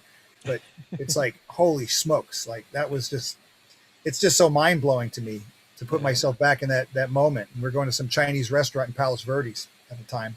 Wow. But wow. That's that awesome. Was epiphany. My father-in-law is a huge ELP fan, and Keith Emerson was going to like one of those conventions in New Jersey, like a horror convention or something, and I knew he was going to be there, so my friend was going there, so I gave him the Tarkus record to sign for my father-in-law, and I gave it to him for Christmas, and he opened it up and saw it, because I took his record. He didn't even know I took his own record, and I got it signed for him, and he opened it up. That's so amazing story, yeah. And, Keith Emerson was such a wonderful, kind person, lovely human being, and, a humble and nice person, and very intelligent and witty and cool person. And I remember talking to him about, Lemmy Kilmister being his roadie and when he was in the band The Nice. So it's just, it all interconnects somehow. And it's like, here I am.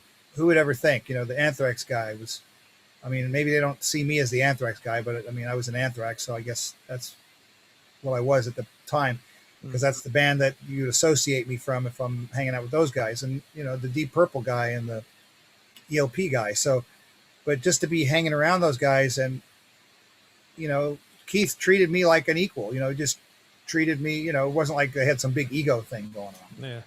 We're all friendly, and all talking to one another, and it was just really And then we had Lawrence Tolhurst from The Cure. He was also hanging with us at one point, and also Claude Schnell. And, so it was kind of like you have all these bands that are bigger than the one I was in, all big time bands. But these guys are all cool, and, we're all friends, and we go to the movies, or we go hang out and have some fish and chips at the English pub. And, just a great group of people. But that's what we were doing. And this wasn't like to impress anyone or to be on social media and take selfies. I mean, this was like what we did. Yeah. We didn't have to take a picture of our food and post it on Facebook or something. It was just like, we're just hanging out and talking, and it was cool. It was a lot of fun. But I really appreciate people that are real, people that are genuine, and people that are authentic. And, people that are full of shit. I mean, there's a lot of people that will try to demonize you and try to, say, oh, look out for Neil. He's got such an ego, or he's this bad person, or he's so hard to work with. It's hard to work with anybody that's got an idea, right, especially if you don't like their idea and you want to use your idea. Right. It's like, well, if that's an agenda that someone has, but I never, just like with Timo, I never come in with, oh, well, you have to use my idea. No. If it was my band and it was like my name, well, it's kind of going in a direction of my input. But if it's a band that is like, it's Timo and Neil, it's like, well, whatever he wants to do, we'll do it. I'm not out to tell Timo what to do. We got to collaborate. There's a rubber meets the road part where, if it's all one-sided, then, maybe both sides get to have some input, but, I never want to force anything. I always want to let it occur naturally, the natural flow, because that's so important. And you never want to have all that. Like it's a working situation. You always want to have it so people are collaborating and they're doing what they do best. Right. Not everybody is good at everything. People are good at certain things. And it's like, some people are good at putting the icing on the cake, and some people are good at baking the cake. Yeah, exactly. And some people are good at buying the ingredients at the store. So, it's all part of, and some people are good at cleaning it all up. I would like to be good at any of those things, but that's what makes things unique. I'm good at eating the cake. So. Oh yeah, I have no problem with that either.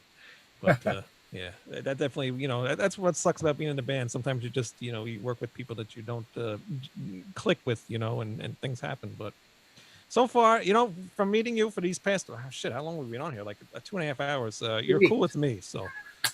Just kidding. Yeah, of course we're cool with you, Wayne. And I thank you so much for the opportunity today. And, it's just about being flexible, being adaptable, being reasonable, being professional, being understanding, being intuitive, all of these things. And, with someone of Timo's level, I want him to do the best that he does and let him do what he does. You can't interfere with that. You can't tangle someone up when you want to get the flow the right way. And, for me, it's like, I throw some ideas his way, but that's not like, hey man, we have to do this or we have to do that. It's like, you do what you do. And if this happens to work out or fit in, then great. And if it doesn't, maybe it could be used for something else, or if it's good enough to fit in somewhere, maybe it's a stupid idea, or maybe it's a cool idea. Who knows? But, I was inspired to come up with some ideas, and I did send him his way. I wasn't ashamed or shy about doing that, because I think, he was saying he's writing on the song, and I said, oh, wait a second, I kind of could come up with an idea for this. So let me see if that's, we'll find out. We'll find out if it makes sense. And if not, maybe it makes sense for something else. And even if it doesn't make sense for something else, hey, I wrote something and I can use it for something else I'm doing. So, I'm not really worried about that. Yeah, that's where I'm coming from. I'm not coming from a place where, I think I need to put my name on songs. There's songs I've written where other people put their name on the song. They didn't even write a part in it. Right. Yeah. And that's the disturbing thing. And these are big name bands. It's like, wow, really? Your name's on it, but what part did you write? That should be the question in the interview. Which part did you come up with? Yeah. And then there's people that don't get credit, that didn't even get their name on the song where they came up with a part. So it's like, people that are just trying to put their name or put, written by the band's name, but the band didn't even write it. It was like two people in the band and they put everyone else's name on, kind of thing. So it's kind of like, what is this? What's going on here? It's like, we're run by communists or something. I mean, what's going on? That's because that's the way that song it should never be like that. That's not coming from love energy. You know what I mean? It's just, but that is, yeah. So artistically, I really like working with people that are about love and about, you know, collaboration and working together. And, you know, they and if they can appreciate, you know, people that appreciate you, if they don't appreciate me, then that's okay. They can appreciate my absence, because that's what they're going to get. Sounds good. That's, you know what? They don't like it, don't watch it. That's really what it comes down to. Yeah. I mean, I just want to be around people that appreciate me and I appreciate them. And, you know, there's a mutual respect. And these days, you know, it's not changed from old days where respect is earned or trust is earned. Right. But to expect that you get trust or that you're entitled to trust, nobody's entitled to trust unless they earn it. And respect is something they should have. People should be respectful. And if they don't have respect, maybe their parents didn't teach them about respect. Right. Exactly. You know, but that's the world we're in. It's like a crazy backwards world now, because you know, the parents don't control the world. And even if the parents did, you know, where are they getting their instructions from? You know, like, where did they learn how to raise their kids? Like, there's some people that really do a good job raising their kids and giving them good, you know, giving them a really solid foundation and great backbone. But then there's people that, you know, they raise their kids on sitcoms or something, and they raise their kids on social media, and they raise them on, so the consciousness and the level of what is acceptable, it's, even if the kid has a good foundation and rearing, you know, they go to school and they get all these bad influences from social media and the media and all this garbage that's separating the family unit, not bringing people together. It's definitely scary times. I got a 5-year-old and I'm afraid to send him to school. Yeah, well, there you have it. I mean, it's like, if you could homeschool, it'd be much better, but exactly. It's all about, you know, what to believe and what not to believe. Right. And it goes back to that same concept that Timo had said, the word conspiracy. And it's not a conspiracy if it's reality, right? If it's a fact. You know, it's a bad word that was used to say, oh, there's a conspiracy. Well, what's a conspiracy if it's a damn fact? Yeah. You know, when does it become a fact and everyone says, you know, this is not a conspiracy, this is a fact? Right. But I just stay out of those conversations, because I don't need to be like included in that concept. You know what I mean? It's like, I'm not going to be part of, you know, conspiratorial conversation, because what I talk about is facts that I read and that I can actually attribute to actual facts. Right. Yeah. Like, if you ask me a straight question, like, what's in a certain thing, I can tell you the ingredients. And because I do that kind of research. Right. And I talk to people who are biochemists, and I talk to people who are, you know, have a electron microscope, and I read the papers, the white papers, and I've got papers, and I've looked at them, and I look at the underlying information. I want to know the depth of and the detail of things. That's just who I am. You know, I'm interested in that. And, you know, and then there's people that they don't even read anything. They just go along with stuff, you know, right. Yeah. Like, hey, go to the top of the mountain and jump off like a good lemming. You should listen to, there's a good podcast out there called The Infinite Fringe. I think you would really like that. Yeah, I just, you know, the problem is there's so much misinformation and disinfo agents out there, and there's so much billions of dollars of billionaires that are trying to manipulate and control things, that, you know, the world we live in is no longer, let's do what's good for the interest of everybody and common people, you know. That's what that podcast is about. It's about revealing the truth and, like, you know, what stuff you believe in as well. But people are so dumbfounded and so, you know, the thing that they don't understand is that we were being lied to back in the 60s and 70s. They had commissions that were made to disinform people and to lie to people. And information was being withheld from us. So they've kept that tradition up. Now, certain governments, certain entities have released certain information over time, like, you know, of course, about, I mean, even the Pentagon released information about actual, you know, unidentified aerial phenomenon and chase situations that were happening. But everybody was wearing a tinfoil hat up until that point. But all of a sudden, you know, the Pentagon releases it. Oh, it's okay now. It's okay. Yeah. You know, FOIA, Freedom of Information Act information. Oh, everyone's, you know, well, now it's okay to believe this. Well, you don't know if something is intergalactic. You don't know if it's interdimensional, if the energy came from somewhere else. You don't know. Right. You don't know all the information. You don't know about, spiritual factors that, the energy. I mean, energy, like it goes back to Einstein. Matter is neither created or destroyed. So it transforms. And that's what we are as musicians, as artists. We're transforming energy. So that's why I'm interested in it. And we're transforming energy, but also life transforms. Your body is a capsule, it's a container. But that energy, it comes from somewhere and it goes somewhere. And regardless of whatever you want to believe, whatever anyone that's listening wants to believe, reality is it comes from somewhere, it goes somewhere. And what I do on this planet is I move that energy while it's in a body and I try to turn it into music.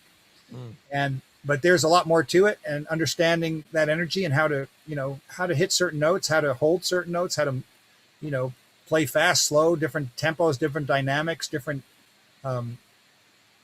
textures, different vibrations, frequencies. All of these things are becoming a master of those frequencies and trying to manage those. So you really get an insight if you really use critical thinking to understand some of these other things. And, the things that they've developed with weapons and the technology, the Navy has sonar scalar weapons. I mean, these things exist. I mean, they can make you not want to stand up. Right. You want to get on the floor because it's the low end vibration. And that's the damaging frequencies, those low vibration frequencies, not the high ones, but the low ones, because they're so damaging and so powerful.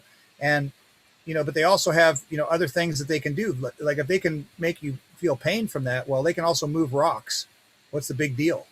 Right. Is that so hard to believe that they can create these vibration frequencies that can move things? Yeah. So, I mean, look at our phones, look how technically advanced the phones have gotten now. Yeah. It's just, it keeps going down the rabbit hole. And, the things that devious people will do to try to keep things secret so they have an upper hand while you're not aware of what's going on. You're just thinking about, oh, it's a nice sunny day. And you didn't think anyone's drilling something under the ground and making a big city underneath the ground. And they're, hiding all the stuff in secret compartments, or they're hiding stuff with secret meetings. Where do you think things get decided? In secret meetings. Right. When people are in the room, when mom and dad are in the room and they're talking about what they're going to buy you as a present, their son, and you didn't get to know about it. But then all of a sudden, wow, they got me a bike. That was nice. That's a secret meeting that happened. And it was a nice thing. But they also do things the other way and have secret meetings they don't want people to know. Yeah, because if you don't know who your enemy is, you don't know who the enemy is, the invisible enemy, then you don't know what you're up against. And then that means they have an upper hand and an advantage. And I think that we need disclosure. We need people to, give us, stop withholding information from we the people. And that's what's going on. But, unfortunately, you've got the medical industrial complex, the military industrial complex, the global industrial complex. When have you ever heard of a world that shut down with all countries cooperating? Yeah. Have you ever heard of such a thing? No, I have not. Yeah, that in itself is the thing to be aware of. Right. Like who has the power? And also, getting everyone to go bankrupt so they owe you money. That's one way to control them. So making I'll leave everybody it at stay that. home and The economical industrial complex, all of these things. That's who people should be worried about. I'm not really worried about, like I'll look on the numbers and see what the number charts are showing. And, it depends where you get those numbers from. Are you getting it from a family that controls the numbers, or are you getting it from an honest place? And how are they manipulating those numbers? If you're not asking those questions as a sovereign human, then I guess you don't care about asking questions, or you just don't know to ask the right questions. Because, like, I guess it sucks to have critical thinking, and it sucks to know the real truth versus a contrived, packaged, manipulated truth. Like, It seems like most people want to hear a manipulated truth and be okay with that. Like, oh, that's okay. Yeah. I just want to hear the bullshit truth, not the real truth. No, I want to hear the real truth. I want to know how much it's going to hurt, and I want to know, how deep they're going to drill. And when I go to the dentist, I go there and I don't take shots or Novocaine. Jeez. Because I hate the shots worse than I hate the drilling. just to be Really? honest. Yes. So I've had them drill my teeth without anything. And they're like, Oh my God. are you sure? I say, the last person that did this, they were from Russia. Like, Wow. yeah, I'm not into torture, but I don't want to, like, after you do all this stuff, then get hungry and then have to go to eat something. And then I bite my lip because it's all, Right. Yeah. And then you got another problem. yeah. So, I mean, yeah, it hurts, but I didn't say it doesn't hurt and I don't, tear up or something, but, and I'm not Superman, but it's just like, I'd rather know the truth. I'd rather know the real stuff. Right. Lemmy said it best. The truth hurts. People don't like the truth. Yep. Some people do like the truth. I wish more people liked the truth. How about that? Right. But the people that like the truth are getting, called names and, Oh yeah, they're changing the perception of what the truth is. They want to make the truth tell a lie enough times so people believe it as the truth. Yeah, exactly. So that's the problem that we're up against, and it's a bigger problem than people really realize. It's not just what they're promoting in the media. They've learned how to use the media as a tool to misinform people, and people go along with it. So I think we're going to find out what happens next. I mean, yeah, they're definitely going to be very interesting times. But I just look at it. I just look at things in realistic terms and substantive terms. If it isn't substantive and real, and I trust science, real science, not bullshit contrived science, real science. And you can't change the meaning of something to fit your agenda to make your science make sense to some people who are gullible enough to believe it, because they don't really know. You see, what you're dealing with is people that don't really understand it, so they just have to believe what sounds like it makes sense to them. But I want to know the real science. I rather know what physics, scientists and physics professors know. I rather know what quantum science. I mean, quantum physics was a part of science that scientists hated because it's it's like a metaphysical side that they don't like. They understand the textbook science, but they don't understand this quantum stuff. What you inject a personality in there, like a spaceship that's 2 miles long that is actually a biomechanical one. It's not just a craft that has instruments, but it has like an appetite and an attitude. I mean, they've got ones that are 2 miles long. Hello. Right. I mean, the footage is right there on our own. This is not a conspiratorial idea. It's right there on our own NASA. Was it NASA? Was it Discovery? No, either Discovery or Columbia. One of those. There's actual footage of where they show a tether that broke off from a NASA ship on NASA's own footage. Okay, yeah. And it's a mile long, kind of like a cosmic ruler, and it shows that there's things that are swarming behind it and in front of it. How do you make that stuff up? This is on footage that's been out there. So NASA had the footage out there, and this is what was seen. And these things, they look very interesting, and they're gigantic, and some of them are miles long. And that's one type. Who knows what other types? Who knows? Like, we don't know all the things to know, but it's obvious that there's something there, and it wasn't just some air balloons out in the middle of space that were weather balloons going around the circle. Around. Yeah.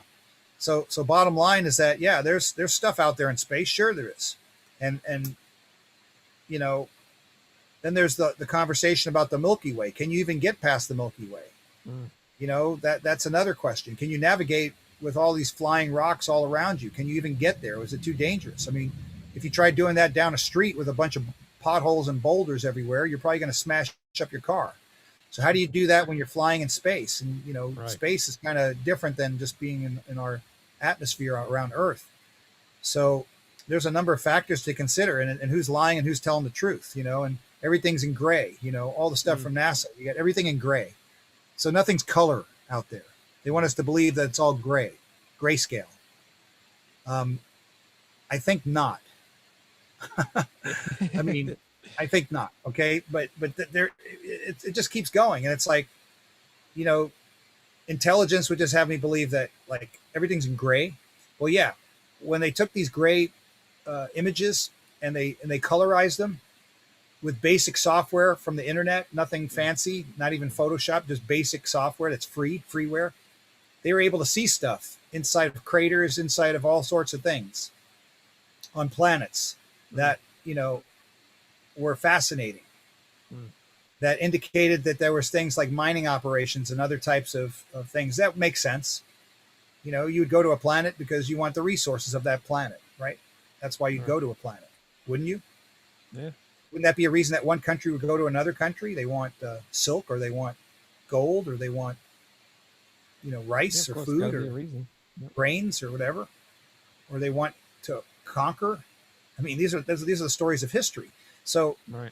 I don't know. That's just the way my brain works. I kind of think logically like that. And if people think that makes me crazy, then I guess then I'm crazy, but I'm still logical because it's based on logic, not craziness. Okay. No, I don't think you're crazy at all. So that's all right. But most people don't have time to think about the stuff. They're thinking about how to put food on the table and how, what their kids want. And, right. That's how they're making everybody, they don't have time to look all this stuff up. So. They think day to day, they don't think big picture, but I just try to understand the stuff. And I try to think about, what are the Leonardo da Vinci's, what were they thinking? And what were, the Socrates thinking? What were, Carl Sagan? Some of these folks have, great writings and there's things to understand.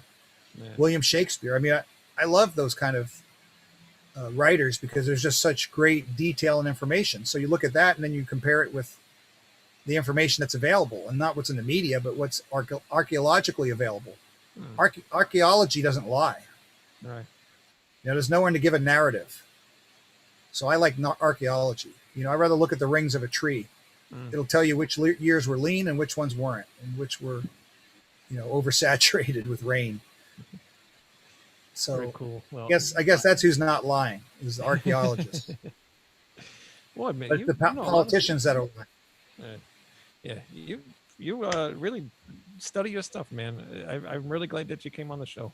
Yeah, you got to know what you're talking about, or otherwise keep your mouth shut. That's what I think. I zip my lip. But I mean, yeah. I'm not here to train anyone. I'm not here to try to tell people like I know something.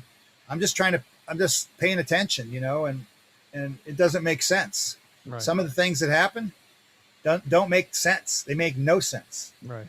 And especially the information that was leaked out to the public or not leaked out. Like JFK makes no sense. It makes a lot of sense why they wanted to do something, but the way they explained what happened, the way it went down makes no sense. And also whatever happened in Las Vegas, that makes no sense. Yeah. But I know some information that I've heard, but it doesn't make a lot of sense. And, we're not supposed to even talk about these things. We're not supposed to question. I know you're probably getting me kicked off of YouTube now. No, we're not. No, I didn't say anything. You're not supposed to question anything. I know. That's why you're just supposed to go along and be a good little sheeple and do what you're told. So don't get kicked off, because I want to talk about music. I'm not here to talk about other stuff, but yeah, if you saw something in the sky, then you saw something, then you saw it. And it doesn't matter what I say. It's what you experience. I've seen something, and I can say that I was with other band members that were in the vehicle with me, 2 other band members, and we're looking right at it. And I said to the other band members, you see what I'm seeing? You see what I'm seeing? I'll save it for a book or something. But it's like that. So it wasn't just my imagination, and other people saw it. And then when we came back and drove the same way, it wasn't there anymore. Yeah.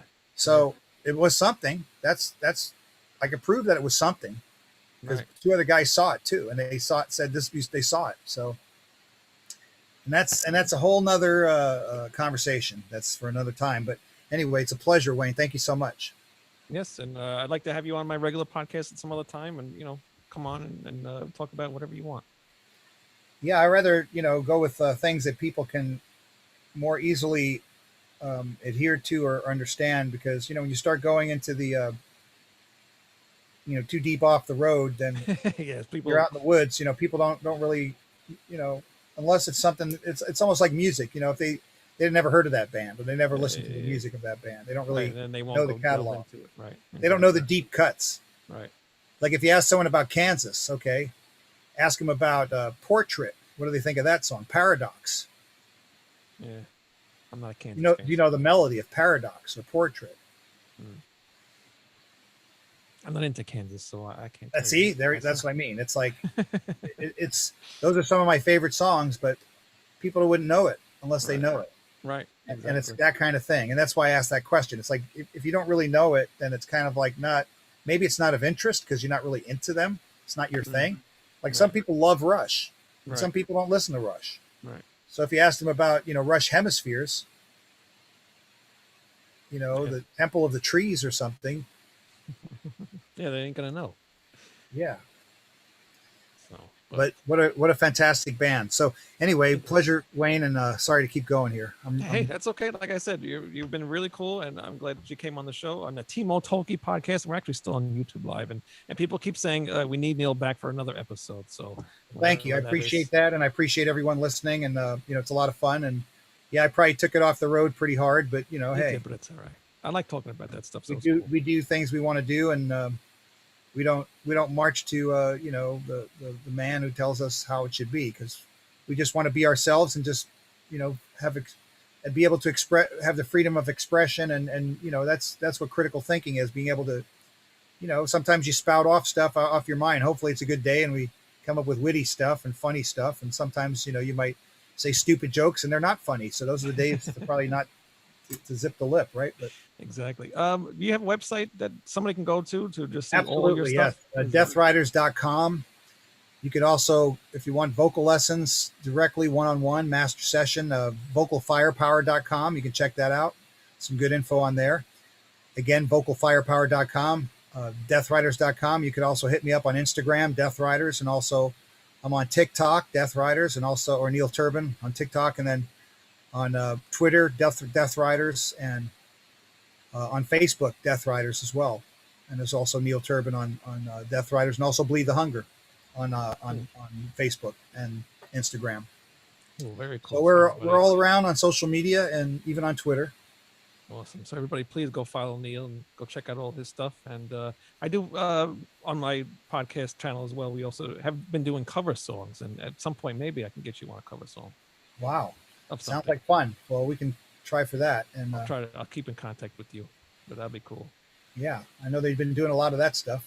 Yeah, since COVID, I just thought it would be kind of cool to start doing stuff. So we just did. I don't know if you know who Lisa Mann is. She's a very good blues singer, but she's also called White Crone. She does like a heavy metal band on the side. And check that out. I don't know. I don't know if I've heard of her or not, to be honest. Cause, definitely, if you like Kiss, we did the cover of "Reason to Live," and she sang the whole thing, and she did an awesome job. So you can find it on the our YouTube channel. Well, I got a bit of work to do at Timo, so I would probably have to find for a while until after our tour. But, for learning songs, because I'm dedicated to working on the songs with Timo. Yep, and I can't wait to hear what you guys got coming out, because that's going to really be awesome. When I saw that you two are going to be working together, I can't wait to hear what's going to come out of that. So thank you again. My pleasure. Thank you, Wayne. Take care, and all the best to everyone out there. And thanks for listening, and thanks for tuning in. And Rat Salad, baby. You got it. ratsaladreview.com. We'll see you guys later. Bye. Thanks, all right. Yep, you too. Bye.